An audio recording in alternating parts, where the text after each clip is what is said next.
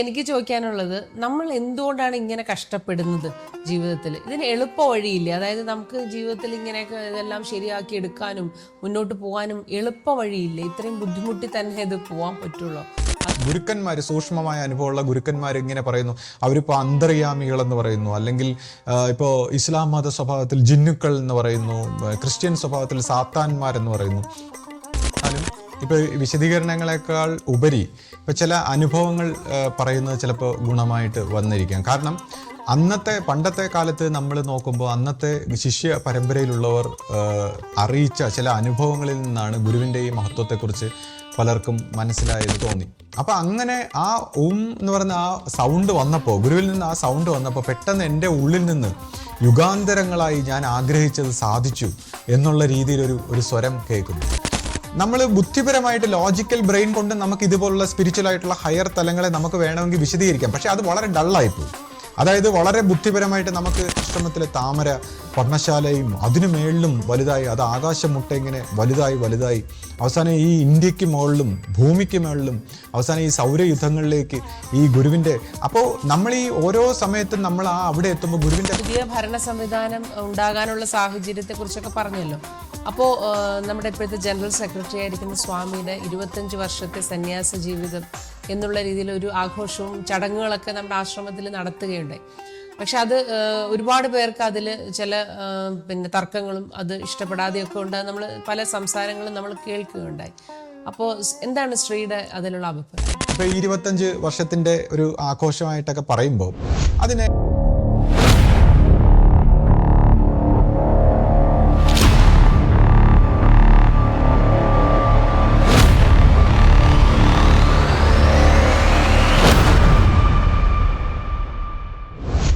സദ്ഗുരുവേ ശരണം. എല്ലാവർക്കും ലൈഫ് ഡിവൈൻ്റെ പുതിയ എപ്പിസോഡിലേക്ക് സ്വാഗതം. ഇപ്പോൾ ഒരു ഗ്യാപ്പിന് ശേഷമാണ് ശ്രീയും ഞാനും കൂടിയുള്ള ഒരു വീഡിയോ. അപ്പോൾ എനിക്ക് എപ്പോഴും ചോദിക്കുന്ന കാര്യങ്ങൾ തന്നെയാണ്, എങ്കിലും ഒരു കാര്യം എനിക്ക് പ്രത്യേകിച്ച് ചോദിക്കണമെന്ന് തോന്നി. കാരണം ഇപ്പോൾ നമ്മൾ വിശ്വാസികളാണ്, എന്നാലും നമ്മൾ ഇത്രയും വിശ്വാസത്തിൽ നിൽക്കുമ്പോൾ പോലും നമുക്ക് ചില സമയങ്ങളിൽ നമ്മുടെ വിശ്വാസത്തെ തന്നെ ചോദ്യം ചെയ്യുന്ന ചില ഘട്ടങ്ങളിലൂടെ നമ്മളുടെ ജീവിതമൊക്കെ കടന്നു പോകാറുണ്ട്. തീർച്ചയായിട്ടും നമുക്ക് ഒരുപാട് അനുഭവങ്ങളും ആ ഒരു അനുഭവങ്ങളുടെ ഒരു ബലത്തിലാണ് നമ്മളിങ്ങനെ പിടിച്ചു നിൽക്കുന്നത്. പക്ഷേ അങ്ങനെയാണെങ്കിൽ പോലും ചില സമയങ്ങളിൽ, അതിപ്പോൾ ഞങ്ങളുടെ മാത്രമൊന്നുമല്ല, എല്ലാ പരമ്പരയിലുള്ള എല്ലാ വിശ്വാസികൾക്കും ഉണ്ടാവും. ഒരുപാട് അനുഭവങ്ങളുടെ ബലം കൊണ്ട് തന്നെയാണ് അവരിതെല്ലാം വിശ്വസിക്കുകയും ഇതിനെല്ലാം അനുസരിച്ച് പോവുകയും ചെയ്യുന്നത്. പക്ഷെ ചില ഘട്ടങ്ങൾ വരുമ്പോൾ അവരുടെ ജീവിതത്തിലെ ചില പരീക്ഷണ ഘട്ടങ്ങളിൽ ചിലപ്പോൾ എന്ത് ചെയ്യണമെന്ന് അറിയാതെ, അല്ലെങ്കിൽ എന്താണിത് എന്ന് പകച്ചു പോകുന്ന ചില അനുഭവങ്ങൾ ഉണ്ടാവാറുണ്ട്. അപ്പോൾ ശ്രീ, എനിക്ക് ചോദിക്കാനുള്ളത്, നമ്മൾ എന്തുകൊണ്ടാണ് ഇങ്ങനെ കഷ്ടപ്പെടുന്നത് ജീവിതത്തിൽ? ഇതിന് എളുപ്പ വഴിയില്ല. അതായത് നമുക്ക് ജീവിതത്തിൽ ഇങ്ങനെയൊക്കെ ഇതെല്ലാം ശരിയാക്കി എടുക്കാനും മുന്നോട്ട് പോകാനും എളുപ്പ വഴിയില്ല. ഇത്രയും ബുദ്ധിമുട്ടി തന്നെ ഇത് പോകാൻ പറ്റുള്ളൂ. എൻ്റെ ഒരു സംശയം. എനിക്ക് തോന്നുന്നു എല്ലാവരുടെയും ഉള്ളിലും അത് ഉണ്ടാവുമായിരിക്കാം.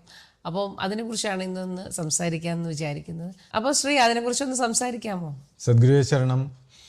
ഇപ്പോൾ ഈ വിഷയത്തെക്കുറിച്ച് നമ്മൾ സംസാരിക്കുമ്പോൾ ഇതിപ്പോൾ നമ്മുടെ ഒരു വിശ്വാസ സ്വഭാവത്തിലെന്നല്ല, മറ്റ് ആത്മീയ രംഗത്ത് മൊത്തത്തിൽ അല്ലെങ്കിൽ മത സ്വഭാവത്തിലും എല്ലാ രീതിയിലും മനുഷ്യരാശി മുഴുവനായിട്ട് പല രീതിയിലുള്ള കഷ്ടപ്പാടുകളിലൂടെയും സംശയങ്ങളിലൂടെയും വിഷമതകളിലൂടെയൊക്കെ പരിണമിച്ചുകൊണ്ടിരിക്കുകയാണ്.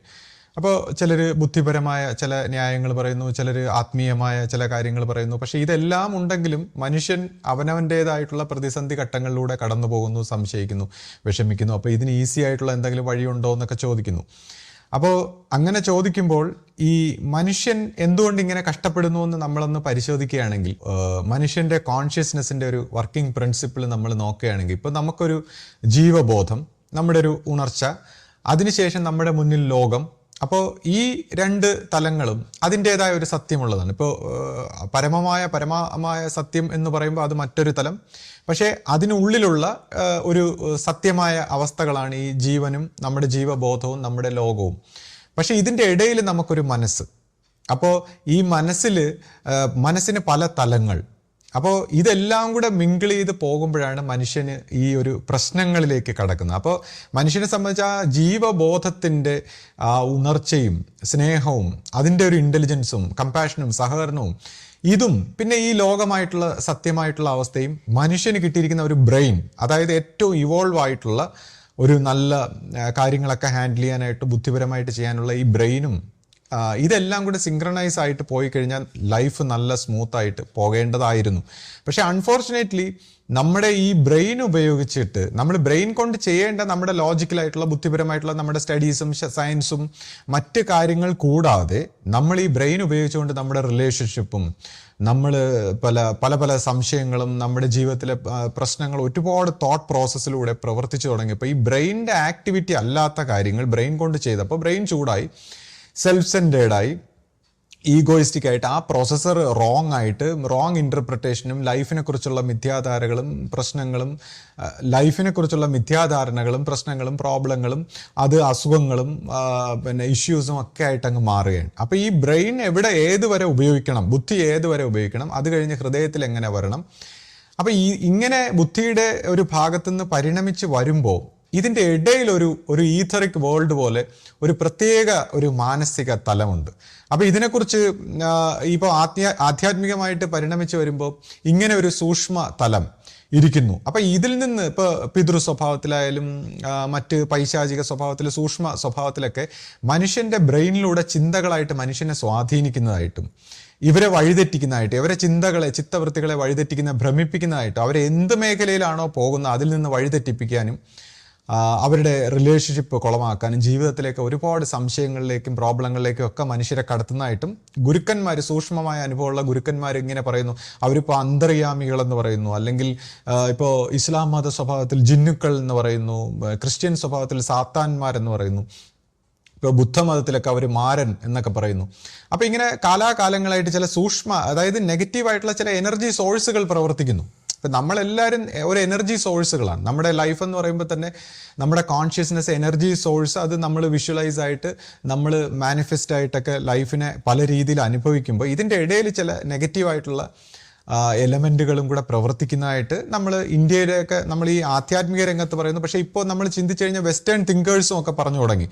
ഇപ്പോൾ അവർ ചില കോൺട്രവേഴ്സിയൽ തിങ്കേഴ്സ് ആയിട്ടുള്ള ചിലർ ഡ്രാക്കോണിയൻ ഒരു ഇൻഫ്ലുവൻസ് ആയിട്ട് അവർ പറയുന്നു, അല്ലെങ്കിൽ വേതാള നഗരം എന്നൊക്കെ പറഞ്ഞുകൊണ്ട്. അപ്പോൾ ചില എലമെൻസുകൾ, ചില എനർജി ഫീൽഡുകൾ ഇങ്ങനെ നിൽക്കുന്നു. അത് എല്ലാ രീതിയിലും മനുഷ്യൻ്റെ ചിന്തകളെ ബയാസ്ഡ് ആക്കുന്നു, അവൻ്റെ വിശ്വാസങ്ങളെ തടുക്കുന്നു, അവനെ പോസിറ്റീവായിട്ട് പോകാൻ സമ്മതിക്കാതെ മനുഷ്യനെ ഇങ്ങനെ കുഴയ്ക്കുന്നതായിട്ട് ഒരു എനർജി ഫീൽഡ് തോട്ട് പ്രോസസ്സിലൂടെ പ്രവർത്തിക്കുന്നതായിട്ട് പറയുന്നു. അപ്പോൾ ഇതിനെ എങ്ങനെ അതിവർത്തിക്കാം? അപ്പോൾ ഇവിടെയാണ് നമ്മൾ ബോധപൂർവം നമ്മുടെ ഹൃദയത്തിലേക്ക് വന്ന് പരിണമിക്കേണ്ട, ജീവൻ്റെ ഒരു പൂർത്തീകരണത്തിലേക്ക് പോകണമെങ്കിൽ ഈ ഹൃദയ സ്വഭാവത്തിലേക്ക് വന്ന് പരിണമിക്കുന്നു. അപ്പോൾ ഇവിടെയാണ് ഒരു ഗുരുവിൻ്റെ പ്രാധാന്യം. കാര്യം ഈ സൂക്ഷ്മ സ്വഭാവത്തിലുള്ള ഈ സൂക്ഷ്മ മണ്ഡലങ്ങളെ കടക്കാനും അതിനുശേഷം ഈ ഹൃദയ സ്വഭാവത്തിലെത്തി ജീവൻ്റെ ആ പൂർത്തീകരണത്തിലേക്ക് ഒരു യൂണിവേഴ്സൽ സ്വഭാവത്തിലൊക്കെ പരിണമിക്കണമെങ്കിൽ ഒരു ഗുരുമാർഗത്തിൻ്റെ പ്രസക്തി. പിന്നെ മനുഷ്യൻ്റെ ജാഗ്രത സ്വപ്ന സുഷുപ്തികളായിട്ടുള്ള ഈ കോൺഷ്യസ്നെസ്സിൽ മനുഷ്യൻ എപ്രകാരം ഈ അൺകോൺഷ്യസ് ആയിട്ടുള്ള കർമ്മങ്ങൾ അവൻ പോലും അറിയാതെ അവനെ നിയന്ത്രിക്കുന്നതായിട്ടും, ഈ അൺകോൺഷ്യസ് കർമ്മങ്ങൾ അവൻ ഉണർന്നിരിക്കുമ്പോൾ പോലും സ്വപ്ന സ്വഭാവത്തിൽ മനസ്സിലൂടെ അവനെ നിയന്ത്രിക്കുന്നതായിട്ടും, ഈ അൺകോൺഷ്യസ് ആയിട്ടുള്ള വാസനകളും കർമ്മങ്ങളും ചിന്താധാരകളും എല്ലാം മനുഷ്യനെ നിയന്ത്രിക്കുന്നതായിട്ടും, അങ്ങനെ നോക്കുമ്പോൾ ഹൃദയത്തിൻ്റെ ഒരു ഭാവത്തിൽ മനുഷ്യന് ജീവിക്കാൻ പറ്റാതെ എല്ലാ രീതിയിലും ഒരു മെസ്സറികളിലൂടെ കടന്നു പോകുന്നു. അപ്പോൾ ഇതിൽ നിന്നൊക്കെ ഈ അന്തർയാമി സ്വഭാവത്തിലും ഈ ഡ്രാക്കോണിയൻ അല്ലെങ്കിൽ ഈ പൈശാചിക എനർജി ഫീൽഡ്, ഈ വേതാള നഗരം എന്നൊക്കെ പറയുന്ന ഈ ഒരു ഘട്ടം കടന്നു പോകാൻ ഒരു ഗുരുമാർഗം എപ്രകാരം സഹായിക്കുന്നു എന്നൊക്കെ നമ്മളിങ്ങനെ പറയുന്നുണ്ട്. അപ്പോഴാണ് ആശ പറയുന്നത്, എത്ര വിശ്വസിച്ച് പോകുമ്പോഴും ചില സമയത്ത് വളരെ ചലഞ്ചിങ് ആയിട്ടുള്ള ഇഷ്യൂസ് വരുന്നു, ചില പ്രശ്നങ്ങൾ വരുന്നു, പ്രോബ്ലങ്ങൾ വരുന്നു, ചില സമയത്ത് വിശ്വാസങ്ങളെപ്പോലും നമുക്ക് ചോദ്യം ചെയ്യുന്ന അവസ്ഥ വരുന്നു എന്നൊക്കെ പറയുന്നു. അപ്പോൾ ഇവിടെയും അപ്പോൾ ഈസി ആയിട്ടുള്ള ഒരു പാത്തുണ്ടോ എന്ന് ചോദിക്കുന്നു. അപ്പോൾ ഈസി ആയിട്ടുള്ള ഒരു പാത്തുണ്ടോ എന്ന് ചോദിക്കുമ്പോൾ ദൈവികതയെക്കുറിച്ച് നമ്മൾ പറയുമ്പോൾ ഇവിടെയാണ് ദൈവികതയുടെ ഒരു രഹസ്യം ഇരിക്കുന്നത്. ഇപ്പോൾ ഈ പൈശാചിക സ്വഭാവത്തിൽ തൊട്ട് ഈ നെഗറ്റീവായിട്ടുള്ള തോട്ട് പ്രോസസ്സിൻ്റെ ഒരു മറ കൂടാതെ മനുഷ്യനെ ഈ ദൈവികമായിട്ടുള്ള ഡിവൈൻ ആയിട്ടുള്ള തലങ്ങൾ മനുഷ്യൻ്റെ ബോധമണ്ഡലത്തിൽ നിന്ന് മറച്ചിരിക്കുകയാണ്. കാരണം മനുഷ്യൻ ഈ നേരത്തെ ഞാൻ പറഞ്ഞ പോലെ ഈ ബ്രെയിനിൻ്റെ ലോജിക്കലായിട്ടുള്ള പ്രോസസ്സ് നമ്മുടെ ഔട്ട്സൈഡ് വേൾഡിലെ കുറേ കാര്യങ്ങളെ വളരെ ബുദ്ധിപൂർവ്വം, ഏറ്റവും ഇവോൾവ് ആയിട്ടുള്ള ഈ ബ്രെയിനുള്ള മനുഷ്യന് ബുദ്ധിപൂർവ്വം ഉപയോഗിക്കാനുള്ളതാണ്. ഇതിനെ റിലേഷൻഷിപ്പ് സ്റ്റാറ്റസിലും ജീവിതത്തിലെ മറ്റു കാര്യങ്ങളിൽ ഉപയോഗിക്കുമ്പോൾ തന്നെ ഈ ബ്രെയിൻ കുളമായി. അപ്പോൾ ഈ ആധ്യാത്മിക മണ്ഡലത്തിനും കൂടെ ഈ ബ്രെയിൻ ഉപയോഗിച്ച് പ്രവർത്തിച്ചു കഴിഞ്ഞാലോ ഒന്ന് ആലോചിച്ച് നോക്കൂ. നമ്മുടെ റിലേഷൻഷിപ്പിലെ നിത്യജീവിതത്തിൽ തന്നെ ബ്രെയിൻ ഉപയോഗിച്ച് കഴിഞ്ഞാൽ കുളമാകും. അതിനുവേണ്ടി ഡെവലപ്പ് ചെയ്തിട്ടുള്ളതല്ല. അപ്പോൾ ആധ്യാത്മിക മണ്ഡലത്തിലും ഉപയോഗിക്കുന്ന ഒരുപാട് ആൾക്കാരുണ്ട്, തത്വചിന്തകന്മാരും ഫിലോസഫർമാരും. അപ്പോൾ ഇവരെല്ലാവരും കൂടി ഈ ബ്രെയിൻ പ്രോസസ്സിനെ കുളമാക്കി ഒരുതരം ഹാലൂസിനേഷനും ഭ്രാന്തും ചിത്തഭ്രമങ്ങളിലേക്കും സംശയങ്ങളിലേക്കും ഒക്കെ നയിക്കുകയാണ്. കൂടാതെ ബുദ്ധിമാന്മാരായിട്ടുള്ള ഒരുപാട് പേര് എല്ലാം ബുദ്ധിയുടെ മണ്ഡലങ്ങൾ കൊണ്ട്, ഈ ഒരു ഫ്രീക്വൻസി കൊണ്ട്, ഈ ഒരു തലം അറിയപ്പെട്ടിട്ടുള്ള സെൻസറി പെർസെപ്ഷൻ്റെ ലോജിക്കിൻ്റെ ഒരു തലം കൊണ്ട് വിശദീകരിച്ചിട്ട് ഇതൊന്നും ഇല്ല, അല്ലെങ്കിൽ ഇതിങ്ങനെയാണ് അങ്ങനെയാണെന്നൊക്കെ പറഞ്ഞ് അവർ നിഗമനം ചെയ്യുന്നു. അപ്പോൾ ഇതെല്ലാം കൂടെ വരുമ്പോൾ ഇതിൽ നിന്നെല്ലാം എങ്ങനെ കരകയറണം എന്ന് നോക്കുമ്പോൾ അപ്പോഴാണ് നമ്മൾ മനസ്സിലാക്കുന്നത് ഈ ദൈവികമായ തലത്തെ മറച്ചിരിക്കുകയാണ്. ഈ ഹയർ സ്പിരിച്വൽ ആയിട്ടുള്ള ഒരു തലത്തെ നമ്മുടെ ഈ ബ്രെയിൻ ആക്ടിവിറ്റി കൊണ്ട് മനസ്സിലാകാൻ പറ്റാത്ത രീതിയിൽ മറച്ചിരിക്കുകയാണ്. കാരണം ഡീപ്പായിട്ടുള്ള ഈ തലങ്ങളെക്കുറിച്ച് മനസ്സിലാക്കിയാൽ ഈ പറയുന്ന കണക്ക് ഈ ബ്രെയിൻ പ്രോസസ്സ് ഡാമേജ് ആയിട്ട് ഇത് ഭ്രാന്തായിപ്പോവും. അപ്പോൾ അങ്ങനെ വരുമ്പോൾ പിന്നെ എങ്ങനെ ഇതറിയും? അപ്പോൾ അവിടെയാണ് നമ്മൾ പറയുന്നത് ഈ ബ്രെയിനിനെ കട്ട് ചെയ്യണം. അതാണ് ഈ തല കട്ട് ചെയ്തിട്ട് ആനത്തല വെക്കുന്നു. ഗണപതി എന്നൊക്കെ പറയുന്ന ഭാരതത്തിലെ സങ്കല്പം വന്നേക്കുന്നത് എങ്ങനെയാണ്? അതായത് തല കട്ട് ചെയ്യുക. നമ്മൾ ഒരു തലയുടെ ഒരു പരിധി, ഈഗോയുടെ മാക്സിമം പൂർത്തീകരിച്ചു കഴിഞ്ഞാൽ തല നമ്മൾ കട്ട് ചെയ്ത് ആ ബ്രെയിൻ ആക്ടിവിറ്റി കൊണ്ടല്ല, നമ്മൾ ഹൃദയം കൊണ്ട് സൈലൻ്റ് ആയിട്ട് ഒബ്സർവ് ചെയ്ത് ഈ ഒരു യൂണിവേഴ്സൽ ശാന്തമായ ഒരു ആനത്തല, ഒരു യൂണിവേഴ്സൽ ബ്രെയിൻ വെക്കുക എന്നുള്ളൊരു സങ്കല്പത്തിൽ, അങ്ങനെയാണ് ഇത് നമ്മുടെ ഹൃദയത്തിലേക്ക് സൈലൻസിലൂടെ ആണ് ഈ ഒരു ആധ്യാത്മികമായിട്ടുള്ള സ്പിരിച്വൽ ആയിട്ടുള്ള ദൈവികമായിട്ടുള്ള തലങ്ങളെ അറിയുന്നത്. അപ്പോൾ ഈ ദൈവികമായിട്ടുള്ള തലങ്ങളെ അറിയാൻ എങ്ങനെ ഈ ഗുരുമാർഗത്തിലൂടെ അല്ലെങ്കിൽ ഗുരുക്കന്മാർ എങ്ങനെ നമ്മളെ സഹായിക്കുന്നു, അല്ലെങ്കിൽ ഗുരുക്കന്മാരുടെ ഈ സംസർഗം കൊണ്ട് അതെങ്ങനെ ഒരു മാജിക്കലായിട്ട് അതിന് സഹായമുണ്ടാകുന്നു. ഇപ്പം ഈ പറയുന്ന പോലെ ഫിലോസഫികളോ തത്വചിന്തകളോ അല്ലെങ്കിൽ ഈ വാചക കസർത്തുകളോ കൊണ്ടൊന്നും അല്ലാതെ ഗുരുക്കന്മാരുടെ സാമീപ്യം കൊണ്ട് ഇതെങ്ങനെ സംഭവിക്കുന്നു എന്നുള്ളതാണ്. ഇപ്പോൾ നമ്മുടെ ആശ്രമ സ്വഭാവത്തിലായാലും പണ്ട് മുതലേ ഗുരുവിൻ്റെ അടുത്ത് വരുന്ന ആൾക്കാരോട് ഗുരു പലപ്പോഴും പറയും, നിങ്ങൾ വന്നും പോയി നിൽക്കൂ, ഇതിനോട് ഇങ്ങനെ ബന്ധപ്പെട്ട് നിൽക്കൂ, നിങ്ങൾക്കൊരു പരിവർത്തനം വരും, നിങ്ങൾക്ക് ഒരു പുതിയ ഇൻ്റലിജൻസ് ഡെവലപ്പ് ചെയ്യും, നിങ്ങളുടെ ഒരു അവയർനെസ്സിന് മാറ്റം വരും, നിങ്ങളുടെ കർമ്മഗതികളിൽ മാറ്റം വരും. അപ്പം നിങ്ങൾക്ക് പിന്നെ ഈ ചോദ്യവും പറച്ചിലൊന്നും ഇല്ലാതെ തന്നെ ഇതിലേക്ക് മനസ്സിലാക്കാൻ പറ്റും. ഇപ്പോൾ ബുദ്ധഭഗവാന്റെ ചരിത്രത്തിൽ നമ്മൾ നോക്കുമ്പോൾ അന്നത്തെ കാലത്ത് വളരെയധികം ബുദ്ധിമാന്മാരായിട്ടുള്ള ആൾക്കാർ അവരുടെ ശിഷ്യ പരമ്പരയായിട്ടൊക്കെ ബുദ്ധൻ്റെ അടുത്ത് വന്ന് കുറേ ചോദ്യങ്ങൾ ചോദിക്കുമ്പോൾ അദ്ദേഹം പറയും, നിങ്ങൾ കുറച്ച് കാലം നിങ്ങളുടെ ഈ ചോദ്യത്തിന് ഞാൻ ഉത്തരം തരാം, നിങ്ങളൊരു 6 മാസം അല്ലെങ്കിൽ ഇത്ര സമയം എന്നോടൊപ്പം നിൽക്കൂ, അതിനുശേഷം നിങ്ങൾക്ക് ഈ ചോദ്യം അവശേഷിക്കുകയാണെങ്കിൽ ഞാൻ ഉത്തരം പറയാം. അപ്പോഴത്തേക്ക് അദ്ദേഹത്തിൻ്റെ അടുത്തേക്കുന്ന മറ്റൊരു ശിഷ്യൻ പറയുന്നു, വല്ല ചോദ്യം ഉണ്ടെങ്കിൽ ഇപ്പോഴേ ചോദിച്ചോളൂ, പിന്നെ ഇദ്ദേഹത്തിന് ഒരു മാജീഷ്യനാണ്, ഇദ്ദേഹത്തിനോടൊപ്പം കുറച്ചു കാലം നിന്ന് കഴിഞ്ഞാൽ പിന്നെ നിങ്ങൾക്ക് ചോദ്യം ഉത്തരം ഒന്നും ഉണ്ടാവില്ല, നിങ്ങൾ മറ്റൊരു തലത്തിലേക്ക് ആയിപ്പോവും എന്നൊക്കെ പറഞ്ഞൊരു തമാശ പറയും. അപ്പോൾ ഈ വന്ന ആൾ ചോദിക്കും ബുദ്ധനോട്, ഇതെന്താ ഇയാൾ ഇങ്ങനെയൊക്കെ പറയുന്നത്? അപ്പം നിങ്ങൾ അതൊന്നും കേൾക്കണ്ട, അയാൾക്ക് എന്തോ കുഴപ്പമാണ്, നിങ്ങൾ അതൊന്നും കേൾക്കണ്ട, നിങ്ങൾ ഇവിടെ നിൽക്കൂ എന്ന് പറയും. അപ്പൊ അന്നത്തെ കാലത്ത് വളരെ സീരിയസ് ആയിട്ട് ഒരു ഗുരുവിനെ തേടി വരുന്ന ആൾക്കാരാണ്. അവർ സിൻസിയർ ആയിട്ട് നിൽക്കുമ്പോൾ അവർക്ക് ഈ പറയുന്ന, അവർ ഈ സത്യം അറിയാൻ വേണ്ടിയൊക്കെ വരുന്നവരാണ്. വളരെ സീരിയസ് ആയിട്ടുള്ള സ്പിരിച്വൽ സീക്കേഴ്സാണ് ബുദ്ധൻ്റെ അടുത്തൊക്കെ വന്നിട്ടുള്ളത്. അപ്പോൾ അതുകൊണ്ട് തന്നെ അവർ കുറേ കാലം കൊണ്ട് ആ സാമീപ്യത്തിലൂടെ പോകുമ്പോൾ എന്തോ പരിവർത്തനം വരികയും ഈ ഒരു സത്യത്തിലേക്കൊക്കെ പരിണമിക്കുന്ന അങ്ങനെയൊക്കെ ഉള്ളത് നമ്മൾ കേട്ടിട്ടുണ്ട്. അപ്പം അതുകൊണ്ടാണ് നമ്മൾ പറയുന്നത്, ഇത് ഇങ്ങനെ പറഞ്ഞും ഇങ്ങനെ പഠിപ്പിച്ചും ചിന്തിപ്പിച്ചും ഒന്നും അല്ലാതെ ഇതെങ്ങനെ ഈ ഒരു ആധ്യാത്മിക വികാസത്തിലേക്ക് എത്തിക്കാം, അപ്പോൾ അതിൽ ഗുരുവിൻ്റെ പ്രാധാന്യം എന്ത്, അങ്ങനെയൊക്കെയാണ് നമ്മൾ സ്ഥിരമായിട്ട് ഈ നമ്മുടെ വീഡിയോയിലൊക്കെ സംസാരിക്കാറുള്ളത്. അപ്പോൾ അതിൽ തന്നെ ആശയം ഇപ്പം ഇങ്ങനെ ചോദിക്കേണ്ടത്, എന്തുകൊണ്ട് ഇത്രയും കഷ്ടപ്പാടുകൾ? അപ്പോൾ ഈ കഷ്ടപ്പാടുകളിനൊക്കെ ഒരു പ്രയോജനം ഉണ്ടെന്നുള്ളതാണ്.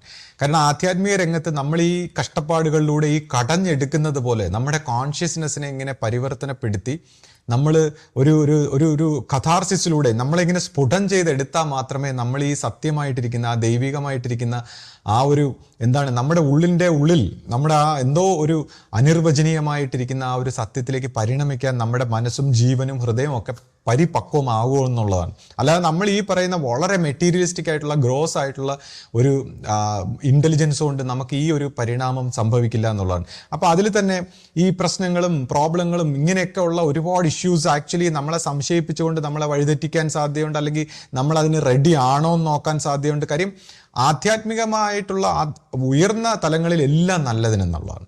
എല്ലാം നെഗറ്റീവായിട്ട് നമുക്ക് തോന്നുന്നതും പോസിറ്റീവ് എല്ലാം നല്ലതിനാണ്.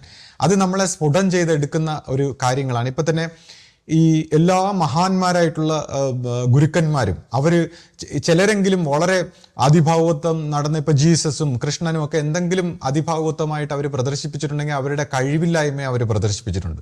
അവസാനം അവരുടെ മരണസമയത്ത് അവർക്ക് ഒരു പരാജയം സംഭവിക്കുന്ന പോലെ വളരെ കഴിവില്ലാത്ത അല്ലെങ്കിൽ നെഗറ്റീവായിട്ട് അവരുടെ ഈ ആധ്യാത്മികമായ ശക്തിയൊന്നും അവരെ പ്രയോജനം ചെയ്യാത്ത രീതിയിൽ അവർ കാണിച്ചിട്ടുണ്ട്, ഇൻകേപ്പബിലിറ്റി. അപ്പോൾ രണ്ടും കാണിച്ചിട്ടുണ്ട്.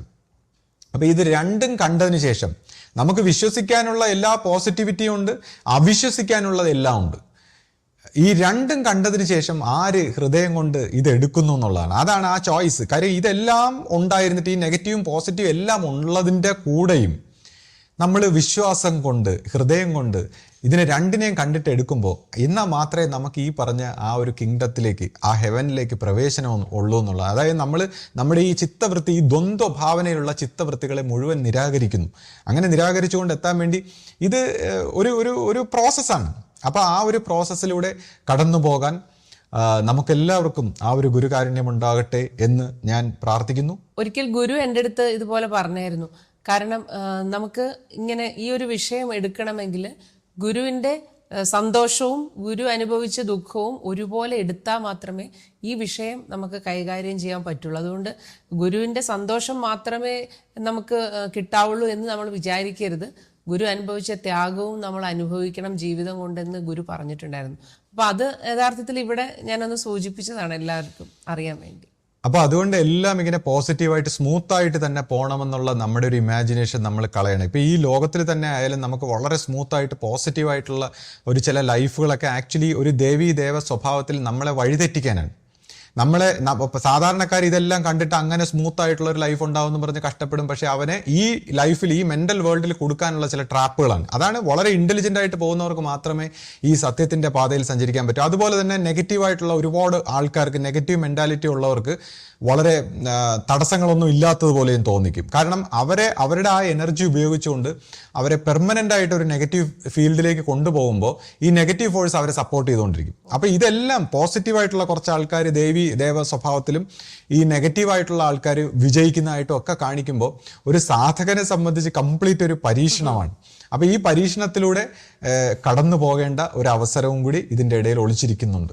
ഇപ്പോൾ ശ്രീ ആധ്യാത്മിക മാർഗത്തിൽ ഗുരുമാർഗത്തിന്റെ പ്രാധാന്യത്തെക്കുറിച്ച് ഇപ്പോൾ ശ്രീ എപ്പോഴും പറയാറുണ്ടല്ലോ. പക്ഷെ നമ്മുടെ ആശ്രമത്തിൽ എന്തുകൊണ്ടാണ് നമ്മുടെ രണ്ടാമത്തെ ഗുരുസ്ഥാനത്ത് ശിഷ്യപൂജിത ഗുരു എത്തിയപ്പോൾ അത് ഉൾക്കൊള്ളാൻ പലർക്കും കഴിയാതെ ഇങ്ങനെ മാറി നിന്ന് സംസാരിക്കേണ്ടി വരുന്നത്? അപ്പം അതെന്താണ് അതിൻ്റെ കാരണം? അത് നമുക്ക് എങ്ങനെയാണ് അത് ഉൾക്കൊള്ളാൻ സാധിക്കുക? ഈ ഒരു വിഷയത്തെക്കുറിച്ച് ഞാനിപ്പോൾ പല പ്രാവശ്യങ്ങൾ പല രീതിയിൽ വിശദീകരിച്ചിട്ടുണ്ട്. എന്നാലും ഇപ്പോൾ വിശദീകരണങ്ങളെക്കാൾ ഉപരി ഇപ്പോൾ ചില അനുഭവങ്ങൾ പറയുന്നത് ചിലപ്പോൾ ഗുണമായിട്ട് വന്നിരിക്കാം. കാരണം പണ്ടത്തെ കാലത്ത് നമ്മൾ നോക്കുമ്പോൾ അന്നത്തെ ശിഷ്യ പരമ്പരയിലുള്ളവർ അറിയിച്ച ചില അനുഭവങ്ങളിൽ നിന്നാണ് ഗുരുവിൻ്റെ ഈ മഹത്വത്തെക്കുറിച്ച് പലർക്കും മനസ്സിലായതും അങ്ങനെ അവർ ആ വളരെ സീരിയസ്നെസ്സോടുകൂടി അതിനെ ഏറ്റെടുത്തതും അങ്ങനെ പ്രവർത്തിക്കാൻ കഴിഞ്ഞതും. അപ്പോൾ ഒരു ഗുരുവല്ല, പലപ്പോഴും ശിഷ്യന്മാരാണ് പ്രവർത്തിക്കേണ്ടതെന്ന് പറയും. കാര്യം ഗുരു പരമമായ സോഴ്സായ സത്യമായ ലൈറ്റായിട്ടുള്ള ഗുരു ഈ മെറ്റീരിയലിസ്റ്റിക് ആയിട്ടുള്ള വേൾഡിൽ ഗുരുവിൻ്റെ ആ ലൈറ്റ് പ്രവർത്തിക്കാൻ പാടില്ല എന്ന് പറയും നേരിട്ട്. കാരണം ഗുരുവിൻ്റെ ഈ ദ്വന്ദ്വങ്ങളായിട്ടുള്ള നിഴലും വെളിച്ചമായിട്ടുള്ള ഈ ഇപ്പോൾ സിനിമയിൽ നമ്മൾ നോക്കിയ നിഴലും വെളിച്ചവുമായിട്ടുള്ള ഈ സ്ക്രീനിൽ പ്രവർത്തിക്കുമ്പോഴാണ് അവിടെ ദൃശ്യം ഉണ്ടാകുന്നത്. അപ്പോൾ ദൈവത്തിൻ്റെ ലൈറ്റ് പൂർണ്ണമായിട്ട് വന്നു കഴിഞ്ഞാൽ ആ ദൃശ്യം കൊളാപ്സായി പോകും എന്ന് പറയുന്നതൊക്കെ ഈ ദ്വന്ദ്വമായിട്ടുള്ള മെറ്റീരിയലിസ്റ്റിക് വേൾഡിൽ ഗുരുവിൻ്റെ പ്രവൃത്തിയേക്കാൾ ശിഷ്യന്മാരുടെ പ്രവൃത്തിക്കാണ് പ്രാധാന്യം. അപ്പോൾ ശിഷ്യന്മാരുടെ ഒരു പ്രവർത്തനങ്ങൾക്കനുസരിച്ചായിരിക്കാം ഈ ഗുരുവിൻ്റെ പ്രസക്തി വെളിയിൽ വരേണ്ടത്. അപ്പോൾ ആ അർത്ഥത്തിൽ നമ്മളിപ്പോൾ പല അനുഭവങ്ങൾ പറയുന്ന ഒരു സ്വഭാവമുണ്ട്. ഇപ്പോൾ ഈ എൻ്റെ കുറച്ച് അനുഭവങ്ങൾ ഞാൻ പറയുമ്പോൾ ഇത് ഗുരുവിനോട് എനിക്ക് തുറന്ന് സംസാരിക്കാനുള്ളൊരു അവസരം കിട്ടിയില്ല. ഇപ്പോൾ കഴിഞ്ഞ ദിവസം തന്നെ ഞാൻ ഗുരുവിനോട് കാണാനായിട്ട് ഇങ്ങനെ പോകുമ്പോൾ ഞാനിങ്ങനെ ഗുരുവിനോട് സംസാരിക്കാമെന്ന് ഇത് പറയാമെന്ന് വിചാരിച്ചെങ്കിലും ഒരുപാട് തിരക്കും ഗുരുവിൻ്റെ ശാരീരികമായ ബുദ്ധിമുട്ടുകളൊക്കെ കണ്ടപ്പോൾ ഞാൻ വിചാരിച്ചു ഇനി ലോങ് ആയിട്ടൊക്കെ സംസാരിക്കാനുള്ളൊരു സാഹചര്യം കുറവാണ്. അപ്പോൾ ഞാനത് പിന്നെ ഇതിനെ സംബന്ധിച്ച് ഞാൻ ഈ പറയുന്ന അനുഭവങ്ങളിൽ മറ്റ് കുഴപ്പം പിടിച്ച അല്ലെങ്കിൽ വേറെ റോങ് ആയിട്ടുള്ള കാര്യങ്ങളൊന്നുമില്ല. ഇപ്പം ഞാൻ എൻ്റെ ഒരു അനുഭവം പറയുകയാണ്. അപ്പോൾ കഴിഞ്ഞ ദിവസം ഞാനിങ്ങനെ ശിഷ്യപൂജിതയോട് ഗുരുവിനോട് ഇങ്ങനെ നമ്മുടെ വീട്ടിൽ വെച്ച് നടക്കുന്ന മാസപ്രാർത്ഥനയെക്കുറിച്ച് ഇങ്ങനെ അറിയിക്കാനായിട്ട് ചെന്ന് നമ്മുടെ മാസപ്രാർത്ഥനയെക്കുറിച്ച് ഇങ്ങനെ പറഞ്ഞു. അപ്പോൾ പറഞ്ഞപ്പോൾ ഗുരു ഇങ്ങനെ ഒരു പ്രത്യേക അവസ്ഥയിൽ ഇങ്ങനെ സ്റ്റില്ലായിട്ട് ഇങ്ങനെ ലയിച്ചിരിക്കുന്നത് പോലെ എനിക്ക് തോന്നി. അപ്പോൾ ഞാനിങ്ങനെ പറഞ്ഞതും ഗുരു ഇങ്ങനെ എന്നും പറഞ്ഞിങ്ങനെ മുന്നോട്ടാഞ്ഞു. എന്താണെന്നുള്ള അർത്ഥത്തിൽ ഇങ്ങനെ മുന്നോട്ടാഞ്ഞു. അപ്പോൾ ഗുരു ഇങ്ങനെ എന്ന് വെച്ചപ്പോൾ ഓം പോലെ ഒരു സൗണ്ട് പോലെ എനിക്കത് അന്നേരം പെട്ടെന്നൊരു കാറ്റടിക്കുന്ന പോലെ എനിക്കിങ്ങനെ ഉള്ളിൽ തോന്നി. അപ്പം അങ്ങനെ ആ എന്ന് പറയുന്ന ആ സൗണ്ട് വന്നപ്പോൾ, ഗുരുവിൽ നിന്ന് ആ സൗണ്ട് വന്നപ്പോൾ പെട്ടെന്ന് എൻ്റെ ഉള്ളിൽ നിന്ന് യുഗാന്തരങ്ങളായി ഞാൻ ആഗ്രഹിച്ചത് സാധിച്ചു എന്നുള്ള രീതിയിൽ ഒരു സ്വരം കേൾക്കുന്നു. അപ്പം എനിക്ക് മനസ്സിലാവുന്ന ഇതിപ്പോൾ ഒരു ദൈവികമായിട്ടുള്ളൊരു തലത്തിൽ നിന്ന് ഇങ്ങനെ ഒരു വാക്ക് കിട്ടിയതായിട്ടൊക്കെ നമ്മൾ കേട്ടിട്ടുണ്ട്. പക്ഷേ എനിക്ക് തോന്നുന്നു ഓരോ ജീവനും ഇങ്ങനെയുള്ള യുഗാന്തരങ്ങളായിട്ട് ഞാൻ ആഗ്രഹിച്ച് സാധിച്ചു എന്നുള്ള ഒരു അനുഭവം ഉണ്ടാകാറുണ്ടെന്ന് എനിക്ക് തോന്നുന്നു. കാരണം ജീവൻ അങ്ങനെ ആനന്ദമായിട്ട് അത്രമാത്രം ഒരു ആനന്ദ അവസ്ഥയിലേക്ക് അങ്ങ് എത്തി. ഈ ഒരു സൗണ്ട് കേട്ടതും എൻ്റെ ഒരു ജീവനിൽ നിന്ന്, എൻ്റെ ഈ സകല ഈ കാലുകളിൽ നിന്നും നാഡീ ഞരമ്പുകളിൽ നിന്നൊക്കെ ഒരു പ്രത്യേകമായ ഒരു ആനന്ദം അങ്ങ് ഉണ്ടായിട്ട് യുഗാന്തരങ്ങളായി ഞാൻ ആഗ്രഹിച്ച് സാധിച്ചു എന്നുള്ള ഒരു ഉൾവിളി ഇങ്ങനെ കേൾക്കുന്നു. അങ്ങനെ ഞാൻ വളരെ ആനന്ദത്തോടെ ഇങ്ങനെ പുറത്തേക്ക് വരുമ്പോൾ എനിക്ക് പെട്ടെന്നൊരു ദർശനം ഉണ്ടാവുകയാണ്. അതായത് ഈ പ്രപഞ്ചത്തിൻ്റെ ഈ ഓം എന്ന് പറയുന്ന ദൈവത്തിൻ്റെ ആ ഒരു ശബ്ദത്തിൽ നിന്ന് ഈ കോടാനുകോടി നക്ഷത്ര സമൂഹങ്ങളും ഈ പ്രപഞ്ചത്തിൻ്റെ സൃഷ്ടിക്രമങ്ങൾ ഉണ്ടാകുന്നതായിട്ട് എനിക്കൊരു ദർശനം ഉണ്ടാവുകയാണ്. ഇങ്ങനെ ഈ ഓം ഗുരുവിൻ്റെ ശബ്ദത്തിൽ നിന്നാണ് ഇതെല്ലാം ഉണ്ടാകുന്നത്. അപ്പോൾ എൻ്റെ ഓരോ ശരീരത്തിലെ അണുക്കളും ഇങ്ങനെ പുളകിതമാകുന്നു. അപ്പം വളരെ ഈ ആനന്ദമായിട്ട് ഇപ്പോൾ ഈ സച്ചിദാനന്ദം എന്നൊക്കെ പറയുന്ന പോലെ ഒരു ആനന്ദ ഭാവം ഇങ്ങനെയാണെന്ന് അറിയുമ്പോൾ ഞാൻ എൻ്റെ മനസ്സിൻ്റെ ഉള്ളിലിരുന്ന് വിചാരിക്കും, ദൈവമേ ഗുരുവേ, ഇത് ഞാൻ എങ്ങനെ മറ്റുള്ളവർക്ക് പറഞ്ഞു കൊടുക്കും? ഞാൻ നേരത്തെ പറഞ്ഞു, മനുഷ്യനെ ഇങ്ങനെ മറച്ചു വെച്ചേക്കുന്നു ഈ ബുദ്ധിപരമായിട്ട്. അതായത് സകലമായ മനുഷ്യൻ്റെ ഈ സൈക്കോളജിക്കലായിട്ടുള്ള ബുദ്ധിപരമായിട്ടുള്ള ഈ ഇഷ്യൂസും അവൻ്റെ ചിന്തകളും ഓവറായിട്ട് ചിന്തിച്ച് അവനെ ഈ സത്യം അറിയാതെ അവനെ മറച്ചു വെച്ചേക്കുന്നു. എന്നിട്ട് അവന് സൈക്കോളജിക്കൽ പ്രോബ്ലം, ഡിസ്റ്റർബൻസ് ഒക്കെ ആയിട്ട് ഇങ്ങനെ ഇരിക്കുന്നു. അപ്പം ഈ ഗുരു ഇങ്ങനെ ഉള്ള ഗുരുവിൻ്റെ ആ പ്രവർത്തനം, അപ്പം ഇതിങ്ങനെ ഞാൻ ഇതെങ്ങനെ മറ്റുള്ളവരെ പറഞ്ഞു ബോധ്യപ്പെടുത്തും എന്നൊക്കെ പറഞ്ഞുകൊണ്ട് ഞാനിങ്ങനെ നടക്കുമ്പോൾ എൻ്റെ അപ്പോഴാണ് എനിക്ക് മനസ്സിലായത്, പണ്ട് നമ്മളിപ്പോൾ ഈ ഇടയ്ക്കൊരു ഒരു വീഡിയോ ക്ലിപ്പിൽ ഗുരുവിൻ്റെ കണ്ണ് ചിമ്മുമ്പോൾ ഇങ്ങനെ പ്രപഞ്ചം ഉണ്ടാകുന്നു ഇങ്ങനെയൊക്കെ പറഞ്ഞുകൊണ്ടുള്ള ശിഷ്യഭൂതയുടെ ഒരു ഗുരുവചനങ്ങൾ ഇങ്ങനെ നമ്മളിപ്പോൾ ഈ ഇടയ്ക്ക് വീഡിയോയിൽ പ്രചരിപ്പിച്ചപ്പോൾ അതിനെ ചിലരിങ്ങനെ പരിഹസിക്കുന്നുണ്ടായിരുന്നു. അതായത് ഗുരു ചിമ്മുന്നത് അതെന്തിന് ശിഷ്യഭൂതയുടെ രൂപം അവിടെ കാണിച്ചു എന്നൊക്കെ പറഞ്ഞുകൊണ്ട് ചില റിബലായിട്ടുള്ള വ്യക്തികൾ പരിഹസിക്കുന്നു. അപ്പം ഞാനും അന്ന് വിചാരിച്ചു, എന്തിനാ ഈ എഡിറ്റ് ചെയ്തവർ അങ്ങനെയൊക്കെ വെച്ച് അവർക്ക് പരിഹസിക്കാനുള്ള ഒരു അവസരം കൊടുക്കണ്ടായിരുന്നല്ലോ എന്ന് ഞാനിങ്ങനെ വിചാരിച്ചു. പക്ഷെ ഇപ്പോഴാണ് എനിക്കത് മനസ്സിലായത്. കാരണം ശിഷ്യപൂജിതയുടെ ആ രൂപത്തിനകത്ത് ഉൾവഹിച്ച് നിൽക്കുന്ന എന്തോ ആ രൂപത്തെ ഒരു സ്വരൂപമായി പ്രവർത്തിച്ചുകൊണ്ട് സാക്ഷാൽ ഓൾമൈറ്റി ഗോഡ് എന്ന് പറയുന്ന ആ ദൈവം എന്ന് പറയുന്ന ആ ഒരു ഫ്രീക്വൻസി, ആ അബ്സല്യൂട്ട് ആയിട്ടുള്ള ആ ലൈറ്റ് ആയിട്ടുള്ള വൈബ്രേഷൻ ആയിട്ടുള്ള ആ ദൈവം ഇതിനകത്തൂടെ ഗുരുവിലൂടെ പ്രവർത്തിക്കുന്നു എന്നുള്ളതാണ്. അല്ലെങ്കിൽ ഈ ഗുരുശിഷ്യ പാരസ്പര്യത്തിലൂടെ ഗുരുക്കന്മാരുടെ ഈ അനുഭവം നമുക്ക് മനസ്സിലാവുകയാണ്. അപ്പൊ ഈ ചിമ്മുന്നത് ആ കാണിച്ചത് കറക്റ്റാണ്. ഗുരു ചിമ്മുന്നു. അത് ശിഷ്യപൂജിത എന്ന് പറയുന്ന എവര് കരുതുന്ന പോലുള്ള ഒരു വ്യക്തി എന്നുള്ള ഭാവത്തിലല്ല. ഈ വ്യക്തിബോധങ്ങളെല്ലാം അതിവർത്തിച്ച് ഈ ശരീര മനസ്സുകളെ ഉപയോഗിക്കുന്ന ആ സ്വരൂപമായിട്ട് ഉപയോഗിക്കുന്ന ആ ഗോഡ്, ആ പരമമായ സത്യമായിട്ടുള്ള ആ സത്യമാണ് ചിമ്മുന്നത് ഗുരു സ്വരൂപത്തിൽ ഇരുന്നുകൊണ്ട്. അപ്പം അത് സൈക്കോളജിക്കലായിട്ട് പൊയറ്റിക്കായിട്ട് നമുക്ക് മനസ്സിലാവുകയാണ്.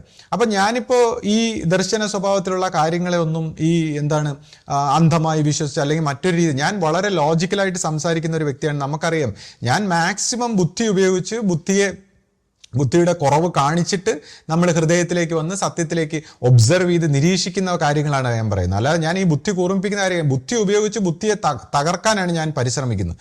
അപ്പം കാരണം ബുദ്ധിയുടെ ആ മറയിൽ നിന്ന് നമ്മളെ മനുഷ്യനെ സത്യമായിട്ടുള്ള കാര്യങ്ങൾ അറിയാൻ എങ്ങനെ തടുക്കുന്നു എന്ന് ബോധ്യപ്പെടുത്താനാണ് ഞാൻ പരിശ്രമിക്കുന്നത്. അപ്പോൾ നമ്മൾ ബുദ്ധിപരമായിട്ട് ലോജിക്കൽ ബ്രെയിൻ കൊണ്ട് നമുക്ക് ഇതുപോലുള്ള സ്പിരിച്വൽ ആയിട്ടുള്ള ഹയർ തലങ്ങളെ നമുക്ക് വേണമെങ്കിൽ വിശദീകരിക്കാം. പക്ഷെ അത് വളരെ ഡള്ളായി പോകും. അതായത് വളരെ ബുദ്ധിപരമായിട്ട് നമുക്ക് ഇപ്പോൾ കമ്പ്യൂട്ടർ ഭാഷയിൽ നമ്മൾ കാണുന്ന നമ്മുടെ ഈ സോഫ്റ്റ്വെയറും ആൻഡ്രോയിഡ് വേർഷനിലൊക്കെ നമ്മൾ മൊബൈലിൽ കാണുന്ന ആ സോഫ്റ്റ്വെയറിൻ്റെ പിറകിൽ കോഡുകളാണ്. ആ സോഫ്റ്റ്വെയർ നമ്മൾ ദൃശ്യഭംഗിയിൽ കാണുമ്പോൾ നമ്മൾ ഓരോ ആക്ഷൻ കൊടുക്കുമ്പോൾ നമുക്ക് കാണാൻ പറ്റുന്ന ദൃശ്യമായ വേൾഡ് പോലെയാണ്. അതിൻ്റെ പിന്നിൽ കോഡാണ്. ആ കോഡുകൾക്ക് പിന്നിൽ പിന്നെ മെഷീൻ ലാംഗ്വേജ് ആണ്.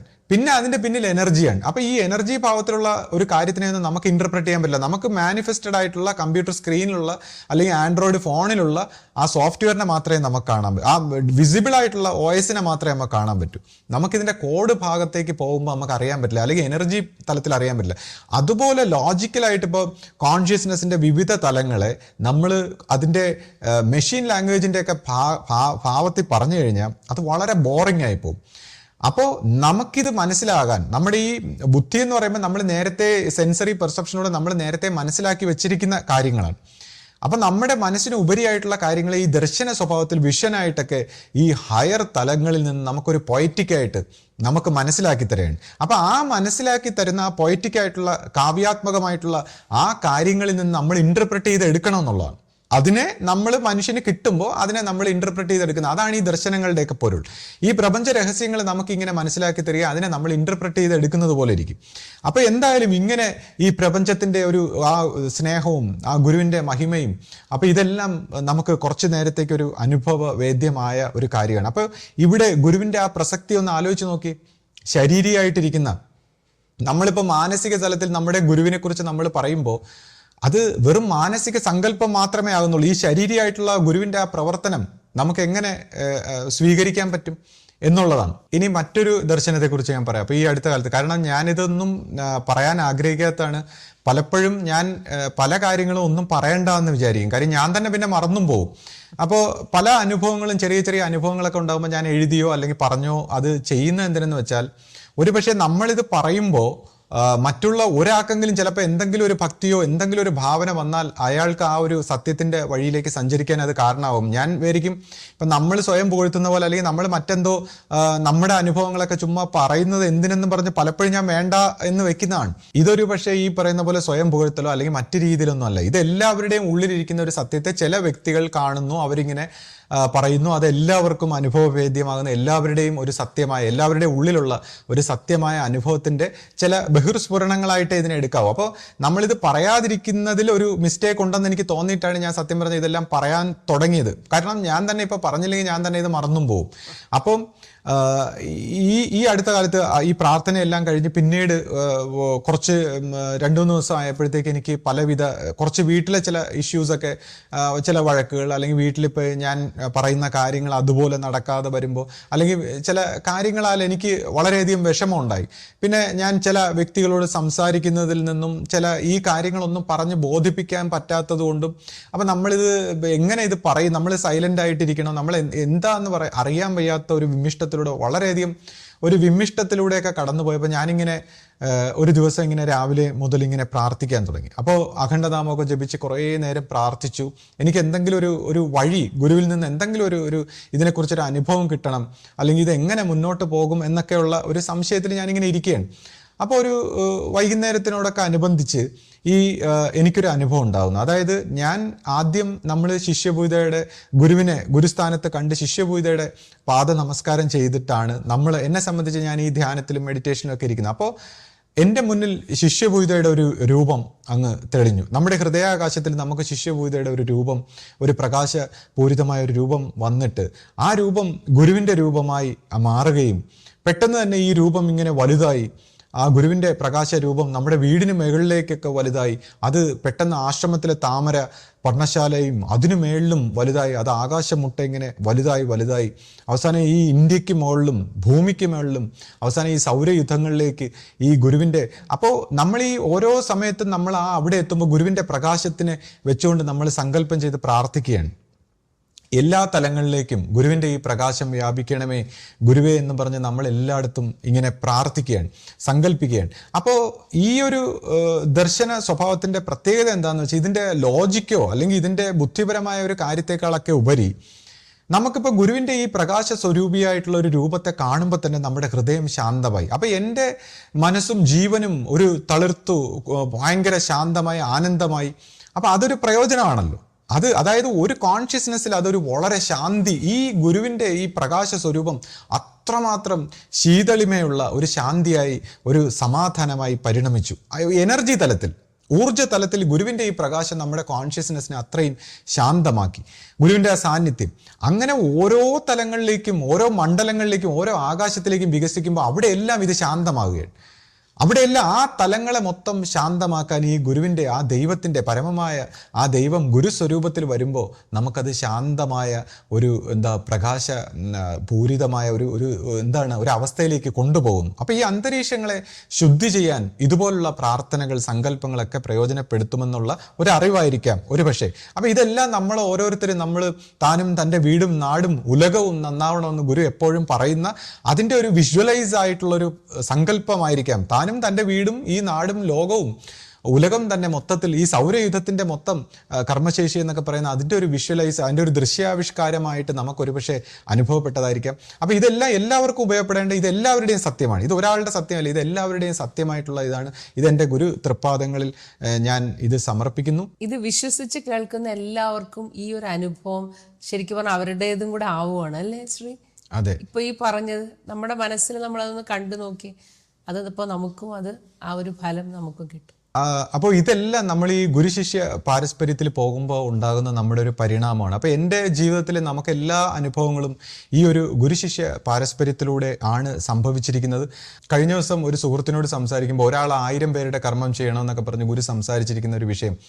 അപ്പോൾ അതിനെക്കുറിച്ചൊക്കെ പറയുമ്പോൾ എൻ്റെ ജീവിതത്തിലുണ്ടായ ഒരു അനുഭവം, അതായത് ഞാൻ നേരത്തെ പറഞ്ഞു, നമ്മൾ ഈ ചിത്തവൃത്തികളിൽ മുഴുകിയിരിക്കുമ്പോൾ നമ്മൾ ഈ പറയുന്ന പൈശാചിക അന്തർയാമികൾക്കും ഈ സൂക്ഷ്മ സ്വഭാവത്തിലുള്ളവർക്കും അല്ലെങ്കിൽ മറ്റ് എനർജി തലങ്ങൾക്കും എല്ലാം നമ്മളെ ഒരു ആൻറ്റിനെ പോലെ ഉപയോഗിച്ച് നമ്മുടെ ബ്രെയിനിനെയും നമ്മുടെ ജീവിതത്തെയൊക്കെ സ്വാധീനിക്കാൻ കഴിയുമെങ്കിൽ ഈ ചിത്തവൃത്തികളിൽ നിന്ന് എങ്ങനെ മോചനം ഉണ്ടാകും?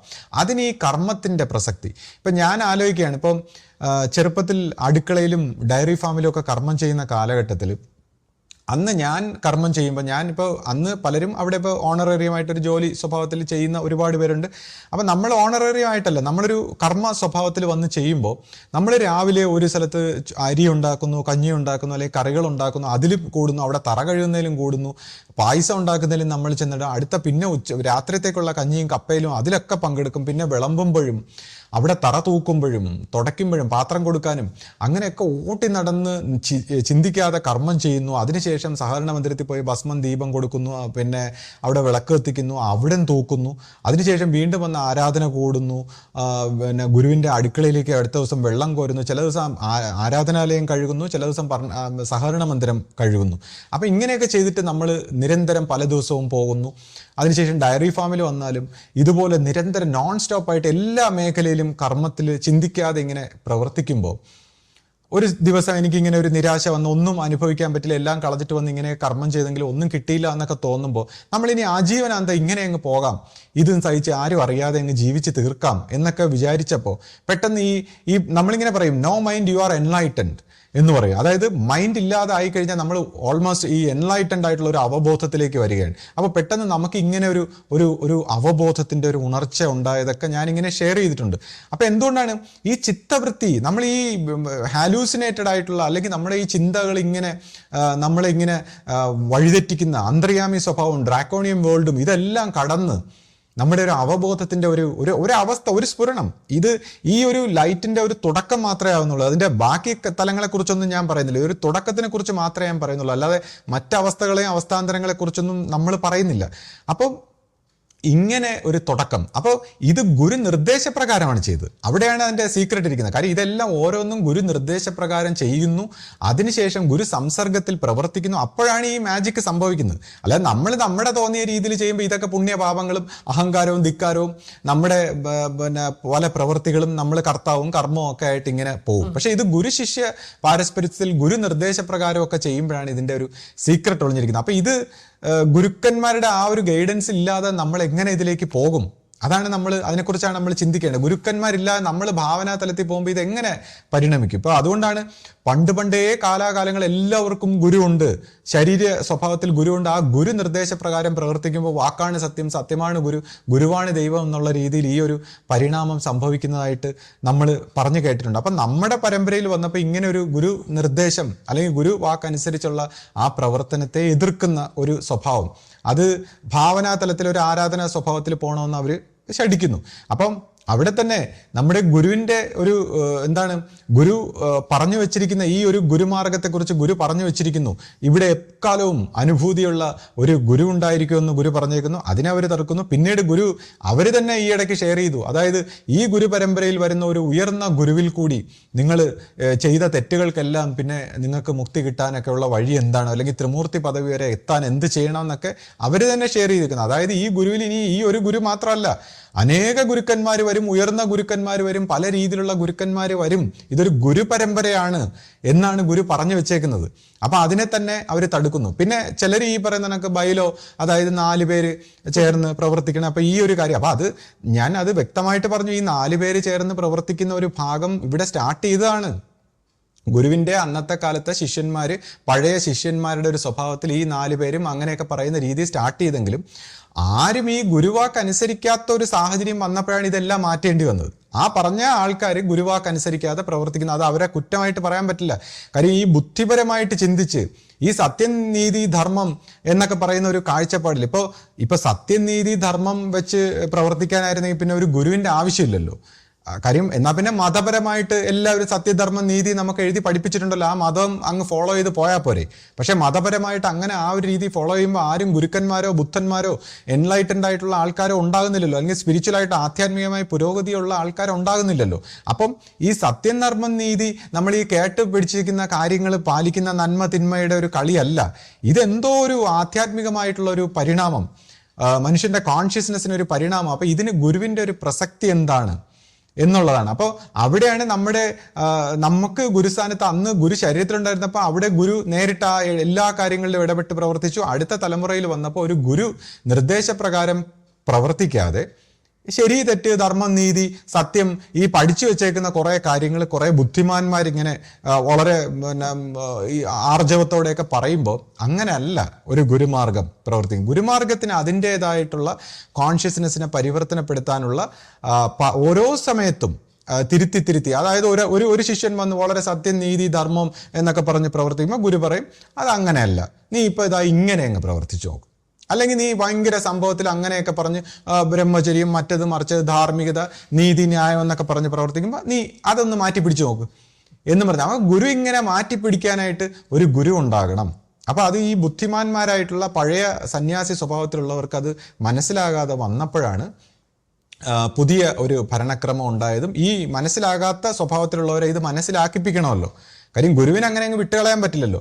അപ്പോൾ അങ്ങനെയുള്ള ഒരു സാഹചര്യത്തിലാണ് പുതിയ ഒരു സംസ്കാരമൊക്കെ വന്നത്. അപ്പോൾ ഈ ഇടയ്ക്ക് തന്നെ ഒരു വ്യക്തി പിന്നെ സംതൃപ്താജന്യെക്കുറിച്ചൊക്കെ ഒരു വീഡിയോ ഇട്ടേക്കുന്ന ഞാൻ കണ്ടു. അപ്പോൾ സംതൃപ്താജന്യൊക്കെ എന്തൊക്കെയോ അദ്ദേഹം ഗുരു ശിഷ്യ ബന്ധത്തിലൊക്കെ എന്തോ പ്രശ്നമായിരുന്നു, ശിഷ്യപൂജ അംഗീകരിച്ചില്ല എന്നൊക്കെ പറയുന്നു. പക്ഷേ ഈ അടുത്ത കാലത്തും സംതൃപ്താജന്യ ശിഷ്യപൂജയുടെ അടുത്ത് വന്ന് കണ്ട് സംസാരിച്ച് നമസ്കരിച്ചിട്ട് പോകുന്ന ഞാൻ കണ്ടതാണ്. ആശ കണ്ടില്ലായിരുന്നു? പല പ്രാവശ്യം. അപ്പോൾ സംതൃപ്താജന്യൊക്കെ ഈ അടുത്ത കാലത്തും ശിഷ്യപൂജ വന്ന് കണ്ട് നമസ്കരിച്ച് ആ ജന്യെ സംബന്ധിച്ച് ഏറ്റവും നല്ല ഒരു എന്താണ് ഗുരുജ്യോതി ലയിക്കുന്ന ഒരു ഏറ്റവും നല്ല ഒരു ദിവസം കിട്ടാനും ഒരു ഭാഗ്യം ഒക്കെ ഉണ്ടായതായിട്ട് നമ്മൾ കണ്ടിട്ടുള്ളതാണ്. അതുപോലെ തന്നെ ഇപ്പൊ ശ്രീ അബു എന്ന് പറയുന്ന വ്യക്തി, അദ്ദേഹം പല രീതിയിൽ വിമർശിച്ചിരുന്നെങ്കിലും അദ്ദേഹത്തിനും ഈ ഒരു ആധ്യാത്മികമായ കാര്യങ്ങൾ മനസ്സിലാക്കാനുള്ള ഒരു അറിവുള്ളതുകൊണ്ട് പിൽക്കാലത്ത് വന്ന് ശിഷ്യപൂജയെ കണ്ട് മാപ്പ് പറഞ്ഞതായി ഒക്കെ നമ്മൾ കണ്ടിട്ടുണ്ട്. അപ്പം ഇങ്ങനെ പല വ്യക്തികൾക്കും ഈ സത്യവും ധർമ്മവും നീതി എന്നൊക്കെ പറഞ്ഞ് കേൾവി വെച്ചൊക്കെ പ്രവർത്തിക്കുമ്പോൾ ഗുരു ശിഷ്യ ബന്ധത്തിലൊക്കെ സംശയം തോന്നിയിട്ട് പലരും തെറ്റായിട്ട് പ്രവർത്തിച്ചതും പിന്നെ അവർ മാപ്പ് പറഞ്ഞ് തിരുത്തിയതും ഒക്കെ നമ്മൾ കണ്ടിട്ടുള്ളതാണ്. ശ്രീ, ഇപ്പോൾ നമ്മുടെ പുതിയ ഭരണ സംവിധാനം ഉണ്ടാകാനുള്ള സാഹചര്യത്തെ കുറിച്ചൊക്കെ പറഞ്ഞല്ലോ. അപ്പോൾ നമ്മുടെ ഇപ്പോഴത്തെ ജനറൽ സെക്രട്ടറി ആയിരിക്കുന്ന സ്വാമിയുടെ 25 വർഷത്തെ സന്യാസ ജീവിതം എന്നുള്ള രീതിയിൽ ഒരു ആഘോഷവും ചടങ്ങുകളൊക്കെ നമ്മുടെ ആശ്രമത്തിൽ നടത്തുകയുണ്ടായി. പക്ഷെ അത് ഒരുപാട് പേർക്ക് അതിൽ ചില പിന്നെ തർക്കങ്ങളും അത് ഇഷ്ടപ്പെടാതെയൊക്കെ ഉണ്ട്. നമ്മൾ പല സംസാരങ്ങളും നമ്മൾ കേൾക്കുകയുണ്ടായി. അപ്പോൾ എന്താണ് ശ്രീയുടെ അതിലുള്ള അഭിപ്രായം? ഇപ്പൊ ഈ വിഷയത്തെക്കുറിച്ച് സംസാരിക്കുമ്പോൾ ഇപ്പൊ ഞാൻ അദ്ദേഹത്തെ വിമർശിച്ച് കാണാനാണ് എല്ലാവരും പൊതുവെ ആഗ്രഹിക്കുന്നത്. പലപ്പോഴും എന്നോട് പലരും പല രീതിയിലുള്ള വിമർശനങ്ങളും കുറ്റപ്പെടുത്തലുകളും ഒക്കെ പറയാറുണ്ട്. പക്ഷേ എന്നെ സംബന്ധിച്ച് ഞാൻ ഇതുപോലുള്ള കാര്യങ്ങൾ ശ്രദ്ധിക്കാറില്ല എന്നുള്ളതാണ്. ഇപ്പോൾ പണ്ട് മുതലേ പിന്നെ ഇതുപോലുള്ള പ്രവർത്തനങ്ങളോ അല്ലെങ്കിൽ മറ്റ് പ്രവർത്തനങ്ങളോ ഒന്നും ഞാൻ ശ്രദ്ധിച്ചിരുന്നില്ല. ഒരു പക്ഷേ അത് എൻ്റെ ഒരു കുഴപ്പമായിരിക്കാം, അതൊരു ഗുണമായിട്ടല്ല ഞാൻ പറയുന്നത്. കാരണം ഇപ്പോൾ ഒരു ആശ്രമ സ്വഭാവത്തിൽ വരുമ്പോൾ സംഘടനാ പ്രവർത്തനങ്ങളും മറ്റെല്ലാ കാര്യങ്ങളും നമ്മൾ അറിഞ്ഞിരിക്കേണ്ടതുണ്ട്.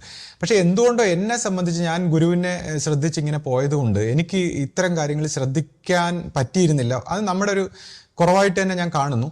അപ്പോൾ അതുകൊണ്ട് തന്നെ ഞാൻ ഇത്തരം കാര്യങ്ങൾ പൊതുവെ ശ്രദ്ധിക്കാറില്ല. മറ്റ് മേഖലകളിലൊക്കെ എന്തൊക്കെ നടക്കുന്നു എന്നുള്ള ഒരു കാര്യങ്ങൾ ശ്രദ്ധിക്കുന്നതിൽ എനിക്കൊരു ചില കുറവുണ്ടായിട്ടുണ്ട്.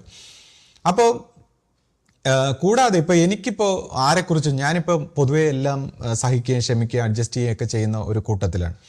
അപ്പോൾ നമുക്ക് മറ്റുള്ളവരെ കുറ്റം പറയാനുള്ള യോഗ്യതയും ഇല്ല. ഇപ്പോൾ ഇതിനെക്കുറിച്ച് പറയുമ്പോൾ ഇങ്ങനെയാണ്. ഇപ്പോൾ കബീർദാസ് പണ്ട് ഇങ്ങനെ പറയും, ഞാനിങ്ങനെ ലോകം മൊത്തം ഒരു കുഴപ്പമുള്ള മനുഷ്യനുണ്ടോ എന്ന് ചെക്ക് ചെയ്തപ്പോൾ ഒരു കുഴപ്പമുള്ള മനുഷ്യനെയും കാണുന്നില്ല.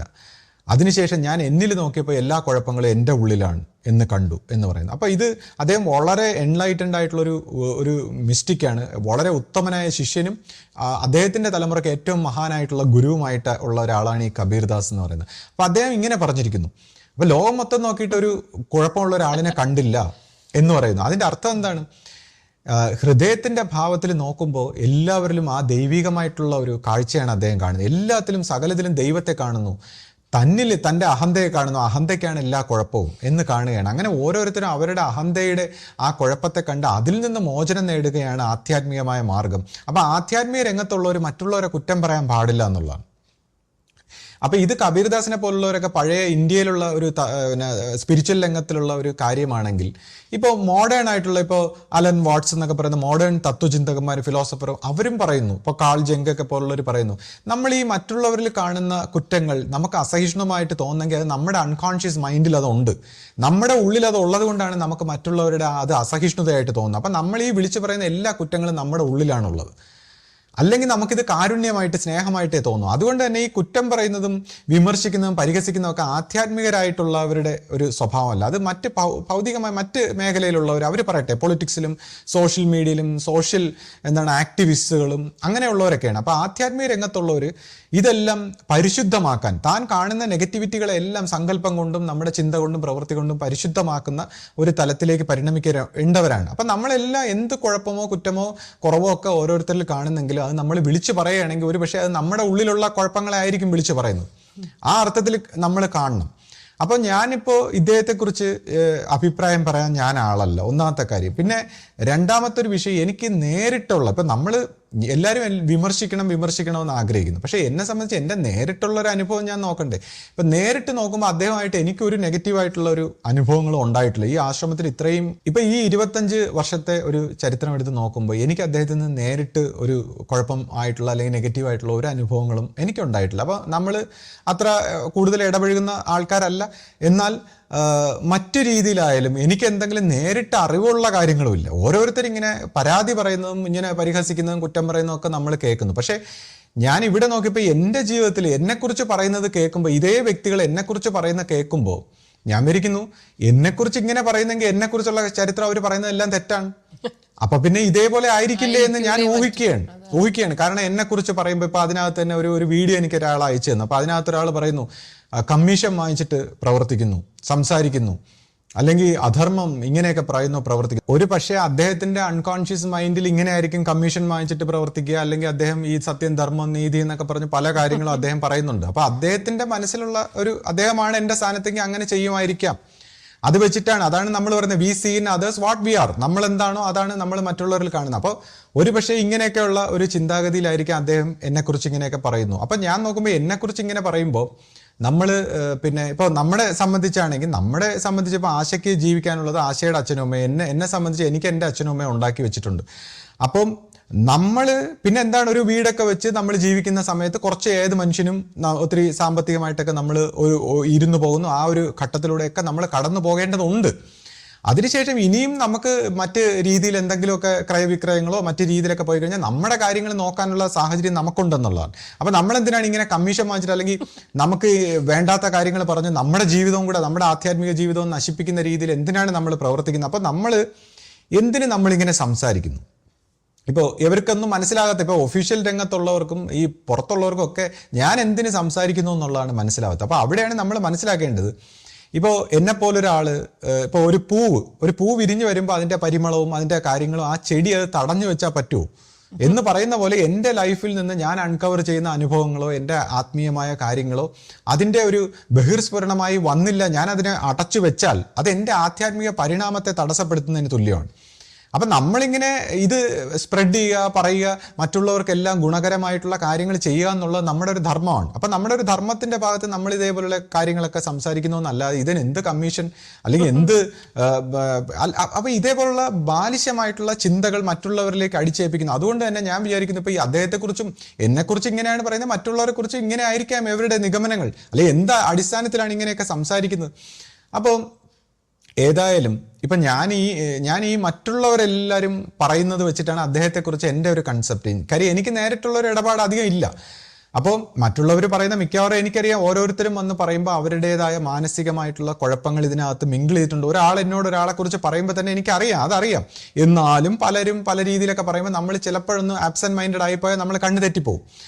പക്ഷേ ഞാൻ ഈ അടുത്ത കാലത്ത് ആശ്രമത്തിൽ സഹകരണ മന്ദിരത്തിൽ പോയപ്പോൾ അദ്ദേഹം ഒരു മീറ്റിങ്ങിന് അവിടെ വന്നിരിക്കുക. കാര്യം അപ്പോഴാണ് നമുക്ക് ഡയറക്റ്റ് ആയിട്ടുള്ളൊരു പെർസെപ്ഷൻ കിട്ടുന്നത്.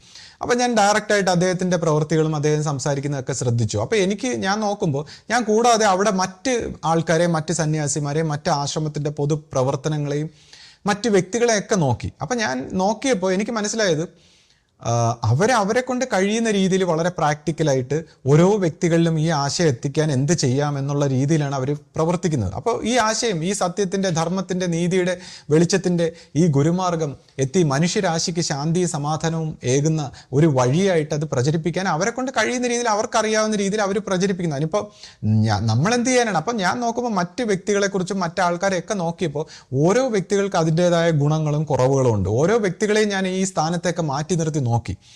അപ്പം ഓരോ വ്യക്തിക്കും അതിൻ്റേതായ ഗുണങ്ങളും ദോഷങ്ങളും പ്രശ്നങ്ങളും പ്രോബ്ലംസും ഒക്കെ ഉള്ള സ്ഥിതിക്ക് ഏതെങ്കിലും ഉചിതമായ ഒരു വ്യക്തിയെ ഗുരു ഒരു സ്ഥാനത്ത് നിർത്തിയിരിക്കുന്നെങ്കിൽ അതിനെ നമ്മൾ മാനിച്ച് ഗുരു നിർത്തിയേക്കുന്ന കാലത്തോളം ആരാണോ ഗുരു സെലക്ട് ചെയ്യുന്നത് അതിനെ അംഗീകരിച്ച് പോവുക എന്നുള്ളതല്ലാതെ ഇപ്പോൾ നമ്മുടെ രാജ്യത്തിൻ്റെ ആയാലും ഭരണരംഗത്തൊക്കെ ഓരോരുത്തർ വരുമ്പോൾ നമ്മൾ അതിനെ അംഗീകരിച്ച് ആ കാലഘട്ടത്തിൻ്റെ മാറ്റമായിട്ട് അതിനെ അംഗീകരിച്ച് ഉൾക്കൊണ്ട് അതിൻ്റെ ഗുണവും ദോഷവും ഒക്കെ നമ്മൾ മനസ്സിലാക്കി പോവുക എന്നുള്ളതല്ലാതെ നമുക്കിതിനകത്ത് എന്താണ് റോള്? നമുക്ക് നമ്മളെ പരിവർത്തനപ്പെടുത്താനാണല്ലോ നമ്മളിതിൽ വന്നേക്കുന്നത്. അപ്പോൾ എന്തായാലും ഇപ്പോൾ ഈ 25 വർഷത്തിൻ്റെ ഒരു ആഘോഷമായിട്ടൊക്കെ പറയുമ്പോൾ അതിനെ ഗുണകരമായിട്ട് പറയുന്ന കുറച്ച് പേരുണ്ട്, അതിനെ ദോഷകരമായിട്ടൊക്കെ പറയുന്നവരുണ്ട്.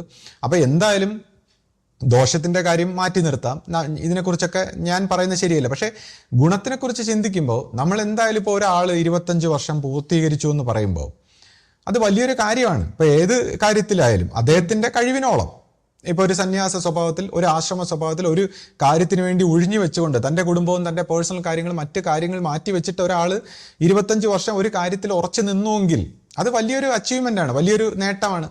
അത് ആഘോഷിക്കപ്പെടേണ്ട നേട്ടമാണ്. അത് മറ്റുള്ളവരുടെ കാര്യങ്ങൾ, എല്ലാവരുടെ കാര്യത്തിലും അത് ആഘോഷിക്കപ്പെടേണ്ട വലിയ കാര്യമാണ്. അത് പിന്നെ അതിനെ ഞാൻ അംഗീകരിക്കുന്നു, അപ്രീഷിയേറ്റ് ചെയ്യുന്നു. പക്ഷേ ഈ പറഞ്ഞ പോലെ സെലക്ട് ചെയ്ത സമയം ശരിയാണോ, സാഹചര്യം ശരിയാണോ, അല്ലെങ്കിൽ അതിൻ്റെ രീതി ശരിയാണോ എന്നൊക്കെ ചോദിക്കുമ്പോൾ ഒരു പക്ഷേ പലരും പല രീതിയിലൊക്കെ ചോദിക്കുമ്പോൾ നമുക്കതിൻ്റെ നല്ല ഒരു വശം എടുക്കാൻ ശ്രമിക്കാം. ഇപ്പോൾ എന്താണ്, എല്ലാ കാര്യങ്ങളും ഇപ്പോൾ ലോകത്തിലൊക്കെ പല മീറ്റിങ്ങുകളും പല സംഘടനകളും പല സ്ഥാപനങ്ങൾ പല സംസാരങ്ങളും ഒക്കെ ഉണ്ടാകുന്നുണ്ട്. എന്തിനാണ്? അതൊക്കെ ഓരോ പ്രചരണ പ്രവർത്തനങ്ങളാണ്. അപ്പം നല്ല പ്രചരണങ്ങളുണ്ട്, മോശമായിട്ടുള്ള പ്രചരണങ്ങളുണ്ട്. അപ്പോൾ ഇതൊക്കെ ഒരുപക്ഷെ നല്ല ഒരു പ്രചരണ ഭാഗത്തിലാണെങ്കിലോ, ഇപ്പം ഞാൻ ഈ പ്രസംഗങ്ങളും മറ്റ് ആലങ്കാരികമായിട്ടുള്ള സംസാരങ്ങളെക്കുറിച്ചൊക്കെ വളരെ അഭിപ്രായമുള്ളൊരു വ്യക്തി അല്ല. പക്ഷെ എന്നാലും ഞാൻ വിചാരിക്കുന്നത് ഇങ്ങനെയൊക്കെ ലോകത്തിൽ നടപ്പാണ്, ലോകനീതിയിൽ ഇതൊക്കെ നടപ്പായിട്ടുള്ള കാര്യമാണ്. അപ്പം ലോകനീതിക്ക് അനുസരിച്ച് ആരെങ്കിലുമൊക്കെ പ്രാക്ടിക്കലായിട്ട് പ്രവർത്തിക്കാൻ വേണ്ടേ നമുക്കും? ഇപ്പോൾ ഗുരുവും ഗുരുചരിത്രം ഉണ്ടായിരുന്നപ്പോഴും ലോകനീതിക്ക് അനുസരിച്ചുള്ള സംഘടനകളും മീറ്റിങ്ങുകളും മറ്റു കാര്യങ്ങളും ഒക്കെ ഗുരു ഒരു വഴിക്ക് അനുവദിച്ചിരുന്നു. അപ്പം ആ ലോകനീതിക്ക് അനുസരിച്ചുള്ള ചില പ്രവർത്തനങ്ങളൊക്കെ നടക്കുമ്പോൾ നമ്മൾ അതിൻ്റെ അടുത്തൊക്കെ എല്ലാത്തിലും ഇങ്ങനെ കുറ്റവും കുറവും പറയാൻ, അതിൻ്റെയൊക്കെ നല്ല ഭാഗത്ത് ചിലപ്പോൾ പുതിയ പുതിയ ആൾക്കാർക്ക് വരാനും പുതിയ പുതിയ മീറ്റിങ്ങുകളിലൂടെ പുതിയ പുതിയ കാര്യങ്ങൾ പഠിക്കാനും ഒക്കെ ഉപകരിക്കട്ടെ. പിന്നെ ഈ പറയുന്നതൊക്കെ എല്ലാം ഗുണമായിട്ട് നല്ലതായിട്ട് പറയാതെ ഇതിൻ്റെ വിമർശന വശവും ഉണ്ട്. അപ്പോൾ അത് നമുക്ക് മറ്റൊരു അവസരത്തിൽ സംസാരിക്കാം. കാരണം എല്ലാം പോസിറ്റീവായിട്ട് നല്ല നല്ല കാര്യങ്ങൾ മാത്രം പറയാതെ അതിൻ്റെ നെഗറ്റീവായിട്ടുള്ള വശങ്ങളും നമുക്ക് ചർച്ച ചെയ്യാം. അത് പിന്നെ വളരെ ആരോഗ്യപരമായ രീതിയിൽ നമുക്ക് എല്ലാ നെഗറ്റീവിറ്റികളെ നെഗറ്റീവ് സൈഡുകളെ ഒക്കെ വേണമെങ്കിൽ നമുക്ക് ചർച്ച ചെയ്യാം. പക്ഷെ അതിനൊക്കെ അതിൻ്റെതായ ഒരു രീതിയുണ്ട്. ആശ്രമ സ്വഭാവത്തിൽ ഈ പ്രവർത്തിക്കുമ്പോൾ ഇതിനെല്ലാം അതിൻ്റെതായ ഒരു രീതി ഉണ്ടെന്ന് ഓരോരുത്തരും ഓർമ്മിച്ചിരിക്കേണ്ടത് വളരെ അത്യാവശ്യമായിട്ടുള്ള കാര്യമാണ്. ശ്രീ, എനിക്കൊരു കാര്യം പറയാനുണ്ട്. ഇപ്പോൾ കണ്ണൂരുള്ള ഒരു മാമനുണ്ടല്ലോ, ആ മാമനെ ഇപ്പോൾ സ്വാമി ഇങ്ങനെ വഴക്ക് പറഞ്ഞു ശകാരിച്ചു. അപ്പോൾ അങ്ങനെയാണ് അദ്ദേഹം ഇവിടെ നിന്ന് പിണങ്ങി പോയതെന്നുള്ള രീതിയിൽ പറഞ്ഞപ്പോൾ ശ്രീ പറയുണ്ടായി അത് ഗുരുക്കന്മാരുടെ ഒരു രീതിയുണ്ട്. ഇപ്പം പരസ്യമായിട്ട് ചിലപ്പോൾ നമ്മളെ ഒന്ന് അപമാനിക്കും. കാരണം നമ്മുടെ കോൺഷ്യസ്നെസ്സിന് ഒരു പരിവർത്തനം വരാൻ വേണ്ടി ഗുരുക്കന്മാർ അങ്ങനെ ചെയ്യാറുണ്ട്. ഇപ്പോൾ എഴുന്നേൽപ്പിച്ച് നിർത്തിയൊക്കെ ഗുരു പലപ്പോഴും കളിയാക്കുകയും അല്ലെങ്കിൽ വഴക്ക് പറയുകയൊക്കെ ചെയ്യും. അപ്പോൾ അങ്ങനെ ഒരു രീതിയിൽ മാമൻ്റെ അടുത്ത് പറഞ്ഞതായിരിക്കും എന്നുള്ള രീതിയിൽ ശ്രീ അത് പറയുണ്ടായി കഴിഞ്ഞൊരു വീഡിയോയിൽ. പക്ഷെ അത് എനിക്കൊരു കാര്യം അതിനകത്ത് ഒരു ക്ലാരിഫിക്കേഷൻ ചെയ്യാനുണ്ട്. അതെന്താണെന്ന് വെച്ചാൽ ഈ ഇദ്ദേഹത്തിന് ഇങ്ങനെ വഴക്ക് പറയേണ്ട ഒരു സംഭവം ഉണ്ടായത് എങ്ങനെയാണെന്ന് വെച്ചാൽ ഗുരുവിൻ്റെ രൂപം പർണശാലയിൽ സ്ഥാപിക്കുന്ന ദിവസം, അപ്പോൾ അതിൻ്റെ തലേ ദിവസം നമ്മുടെ അഭിവന്ദ്യ ശിഷ്യപൂജിത ഗുരു ധ്യാനത്തിലായിരുന്നു. അപ്പോൾ എല്ലാവരും പ്രാർത്ഥിച്ചുകൊണ്ടിരിക്കുകയാണ്. അപ്പോൾ അന്ന് അങ്ങനെ അറിയിപ്പ് കിട്ടിയിരുന്നു, രാവിലെ അടുത്ത ദിവസം രാവിലെ ഗുരുവിൻ്റെ രൂപം ഗുരുരൂപം ഇങ്ങോട്ട് കൊണ്ടുവരുമ്പോൾ വഴിയിൽ ആരും നിൽക്കരുത്, എല്ലാവരും പ്രാർത്ഥനാലയത്തിൽ കയറി. അപ്പം ഞാനും ഉണ്ടായിരുന്നു അവിടെ. അപ്പോൾ അതുകൊണ്ട് എനിക്കത് വ്യക്തമായിട്ട് അറിയാം. പ്രാർത്ഥനാലയത്തിൽ എല്ലാവരും കയറി നിന്ന് പ്രാർത്ഥിക്കണം, വഴിയിൽ ആരും നിൽക്കരുത് എന്നുള്ളത് ഒരു അറിയിപ്പായിട്ടുണ്ടായിരുന്നു. അപ്പോൾ അവിടെ വഴിയെല്ലാം തൂത്ത് വൃത്തിയാക്കി നല്ല ശുദ്ധമാക്കി ഇട്ടിരിക്കുകയാണ്. ഗുരുരൂപം ഇപ്പോൾ കൊണ്ടുവരുമല്ലോ. അപ്പോൾ അന്ന് രാവിലെ ശിഷ്യപൂജിത ഗുരുവും ധ്യാനം കഴിഞ്ഞ് ഇവിടെ വരാറായി, ഈ ഒരു കർമ്മത്തിലേക്കായിട്ട് ഗുരുവും വരാറായി. ആ സമയത്ത് പെട്ടെന്ന് ഈ കണ്ണൂരുള്ള ഈ മാമൻ എന്ത് ചെയ്തെന്ന് വെച്ചാൽ പെട്ടെന്ന് പുള്ളിക്ക് തെറ്റിദ്ധാരണ ഉണ്ടായതായിരിക്കും. പിന്നെ പുള്ളി എല്ലാം ഒരു സ്വന്തം പോലെ പണ്ടേ പ്രവർത്തിക്കുന്ന ഒരു രീതി ഉണ്ടല്ലോ, ശ്രീ എന്ന് പറഞ്ഞല്ലോ, എല്ലായിടത്തും അദ്ദേഹം തന്നെ കയറി നിന്ന് കാര്യങ്ങളൊക്കെ പറഞ്ഞ് ചെയ്യിക്കുന്ന ഒരു രീതിയുണ്ട്. അതിപ്പോൾ തെറ്റാണെന്ന് ഞാൻ പറയുന്നില്ല, ആ ഒരു അവകാശത്തിൻ്റെ രീതിയിൽ. അപ്പോൾ എന്തായാലും ഇവിടെ അദ്ദേഹത്തിന് ഒരു തെറ്റിദ്ധാരണ ഉണ്ടായതായിരിക്കും. അദ്ദേഹത്തിന് ആരെങ്കിലും അത് പറഞ്ഞത് ഇഷ്ടപ്പെട്ട് കാണില്ല, എന്താന്ന് എനിക്കറിയില്ല. പക്ഷെ അദ്ദേഹം എന്ത് ചെയ്തു എന്നറിയോ, പറഞ്ഞു ഇങ്ങനെ അങ്ങനെയല്ല, ഇവിടെ വഴിയിൽ നിൽക്കാൻ പാടില്ല എന്നും അത് പറയുന്നത് ശരിയല്ല, നമ്മൾ വഴിയിൽ നിൽക്കണം, അവിടെ കയറി നിന്ന് എല്ലാവരും പ്രാർത്ഥിക്കണം എന്ന് പറഞ്ഞിട്ട് ഇദ്ദേഹം കുറച്ച് ആൾക്കാരെയൊക്കെ കൂട്ടിയിട്ട് ഈ വഴിയിൽ വന്ന് നിൽക്കുകയും പർണശാലയുടെ അവിടെ കയറി നിന്ന് പ്രാർത്ഥിക്കാനും ഒക്കെ തുടങ്ങി. അപ്പോൾ യഥാർത്ഥത്തിൽ അത് നമുക്ക് കിട്ടിയിരിക്കുന്ന അറിയിപ്പിനനുസരിച്ച് അത് അങ്ങനെ ചെയ്യാനല്ലല്ലോ പറഞ്ഞിരിക്കുന്നത്. അപ്പോൾ ഇദ്ദേഹം ഇതിങ്ങനെ പറഞ്ഞപ്പോൾ അവിടെ ഒരു തെറ്റിദ്ധാരണ ഉണ്ടായി. ആൾക്കാർ കുറേ പേര് ഇങ്ങോട്ട് കയറി വന്നു. ആ സമയത്ത് നമ്മുടെ സ്വാമിക്ക് അദ്ദേഹത്തിനെ ശകാരിക്കേണ്ടി വരുമല്ലോ, അത്രയും തിരക്ക് പിടിച്ച് ഇവിടെ വലിയൊരു വലിയൊരു ഉത്തരവാദിത്തം അല്ലെങ്കിൽ വലിയൊരു കർമ്മം നടക്കാൻ പോവാണ്. അവിടെ ചില കാര്യങ്ങൾ നിയന്ത്രണങ്ങളൊക്കെ പറയുമ്പോൾ അത് നമ്മൾ അനുസരിക്കുക എന്നുള്ളത് സാമാന്യമായിട്ടുള്ള ഒരു കാര്യമല്ലേ. അപ്പോൾ അവിടെ മറ്റൊരാൾ വന്ന് ഇങ്ങനെ പറഞ്ഞാൽ അതെന്ത് ചെയ്യാൻ പറ്റും? അപ്പോൾ സ്വാമി സ്വാഭാവികമായിട്ടും വഴക്ക് പറഞ്ഞു. അതുപോലെ തന്നെ പിന്നീട് അങ്ങോട്ട് ചെല്ലുമ്പോൾ ബാക്കിയുള്ളവരും ഒക്കെ അദ്ദേഹത്തിന് വഴക്ക് പറയേണ്ടി വന്നു. ഇദ്ദേഹം ഇത്രയും ഒരു അധികാര സ്വഭാവത്തിൽ അവിടെ അത് ചെയ്തത് കൊണ്ടായിരിക്കും. അപ്പോൾ അതാണ് ഉണ്ടായിട്ടുള്ള ഒരു യഥാർത്ഥ കാര്യം എന്ന് പറയുന്നത്. വേറൊരു തെറ്റിദ്ധാരണയോ അപമാനിക്കലോ ഒന്നും അല്ല, ഇതാണ് അവിടെ ഉണ്ടായിട്ട് സംഭവം. പിന്നെ മറ്റൊരു കാര്യം, പലർക്കും ഇപ്പോൾ എന്താണ് ഈ ആശ്രമ സ്വഭാവത്തിലെ പ്രവർത്തന രീതികളോ അല്ലെങ്കിൽ മറ്റ് കാര്യങ്ങളിൽ പണ്ടത്തെ ഒരു രീതിയായിട്ട് കമ്പയർ ചെയ്യുമ്പോഴുള്ള ചില കാര്യങ്ങളൊക്കെ ഓരോരുത്തർ പറയാറുണ്ട്. അപ്പോൾ അതിനൊക്കെ നമുക്ക് വ്യക്തമായിട്ടുള്ള ചില കാര്യങ്ങൾ നമ്മൾ മനസ്സിലാക്കണം.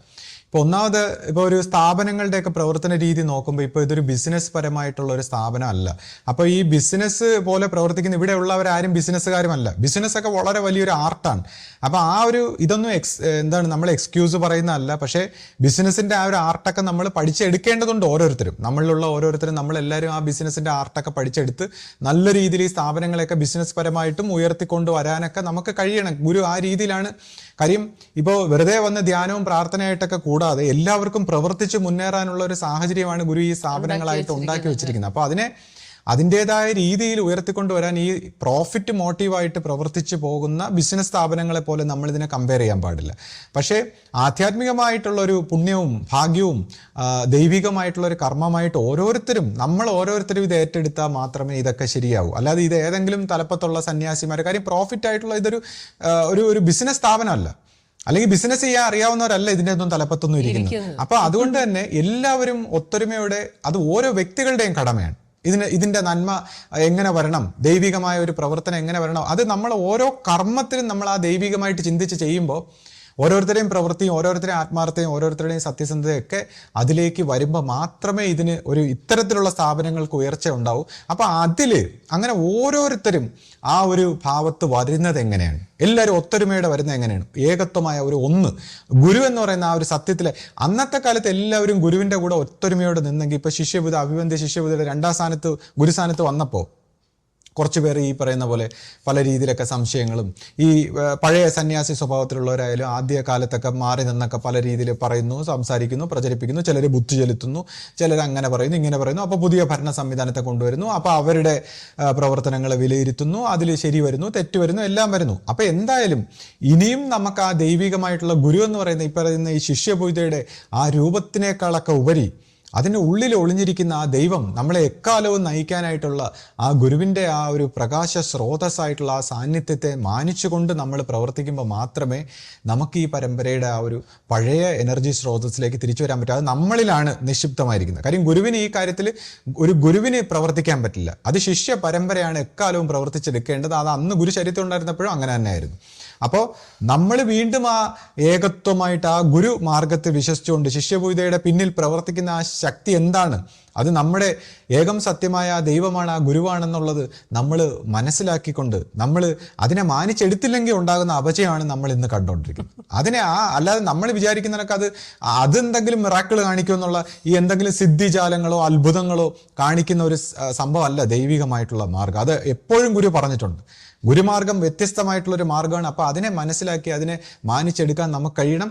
അവിടെ തന്നെ എനിക്കിപ്പോൾ നമ്മുടെ ജനറൽ സെക്രട്ടറിയും പ്രസിഡന്റിനോടൊക്കെ പറയാനുള്ളത്, അല്ലെങ്കിൽ അവരുടെ ഭാഗത്തു നിന്ന് എനിക്ക് പലപ്പോഴും വിഷമം തോന്നിയിട്ടുള്ളതെന്ന് വെച്ചാൽ അവരും ഈ ഗുരുമാർഗത്തിൽ ആ ഗുരുവിൻ്റെ മുമ്പ് എത്രത്തോളം ഭയഭക്തി ബഹുമാനത്തോടെ വന്ന് നിൽക്കുന്ന പബ്ലിക്കായിട്ട്, അവർ അകത്തെങ്ങനെയാണെന്നുള്ളത് എനിക്കറിയില്ല, പക്ഷേ പബ്ലിക്കായിട്ട് നമ്മൾ നിരന്തരം കാണുന്നില്ല. പണ്ട് ഗുരു ശരീരത്തിൽ ഉണ്ടായിരുന്ന സമയത്ത് അന്നത്തെ എല്ലാ സന്യാസിമാരും എല്ലാവരും ഒരേ രീതിയിൽ ഭയഭക്തി ബഹുമാനത്തോടെ നിൽക്കുന്നത് നമ്മൾ എപ്പോഴും കാണാറുണ്ടായിരുന്നു. എല്ലാ ഇവിടുത്തെ വിശേഷ ദിവസങ്ങളിലും ശിഷ്യപൂജിത ഗുരു വരികയും സംസാരിക്കുകയും അപ്പോൾ ഇവരെല്ലാവരും ഗുരുവിൻ്റെ മുമ്പിൽ വണങ്ങി നിൽക്കുകയും പ്രസാദം കൊടുക്കുകയും എളിമയോടെ നിൽക്കുകയൊക്കെ ചെയ്യുന്ന ഒരു ഭയങ്കരമായ ഒരു കാഴ്ച, വളരെ കണ്ണിന് അത്രയും നല്ല സുഖം തരുന്ന കാഴ്ച നമുക്ക് കാണാൻ പറ്റും. ഇപ്പൊ എത്രയോ നാളുകൊണ്ട് അങ്ങനെ ഒരു കാഴ്ചയില്ല. അഭിവന്ദ ശിഷ്യപൂജിത ഗുരു സംസാരിക്കുന്നില്ല. ഇപ്പോഴാണ് ഇത്രയും, കഴിഞ്ഞ ദിവസം ഞാൻ ശ്രീയുടെ അടുത്ത് വന്നു പറഞ്ഞു, എത്ര നാളായി സംസാരിച്ച് നമ്മളോടൊക്കെ കേട്ടിട്ട് ഫെബ്രുവരി 22-നും സംസാരിച്ചില്ലല്ലോ എന്ന് പറഞ്ഞ് ഞാൻ ഇവിടെ വന്ന് വിഷമിച്ച് പറഞ്ഞു. പക്ഷെ എന്തായാലും കുറച്ച് ദിവസം മുമ്പ് എല്ലാവരെയും വിളിച്ച് സംസാരിച്ചു കേട്ടോ. അതെനിക്ക് വളരെ സന്തോഷം തോന്നി. പക്ഷെ ആ സമയത്തും സ്വാമിമാരെല്ലാവരും വന്ന് അവിടെ നിൽക്കണം, എല്ലാവരും അത് കാണണം, അങ്ങനെയുള്ളൊരു ആഗ്രഹമുണ്ട്. എല്ലാവരും അങ്ങനെയൊക്കെ നിൽക്കുന്നുണ്ട്. പക്ഷേ അത് കുറച്ചുകൂടി ഏറ്റവും തലപ്പത്തുള്ളവർ തന്നെ വന്ന് നിന്ന് അത് കാണണം.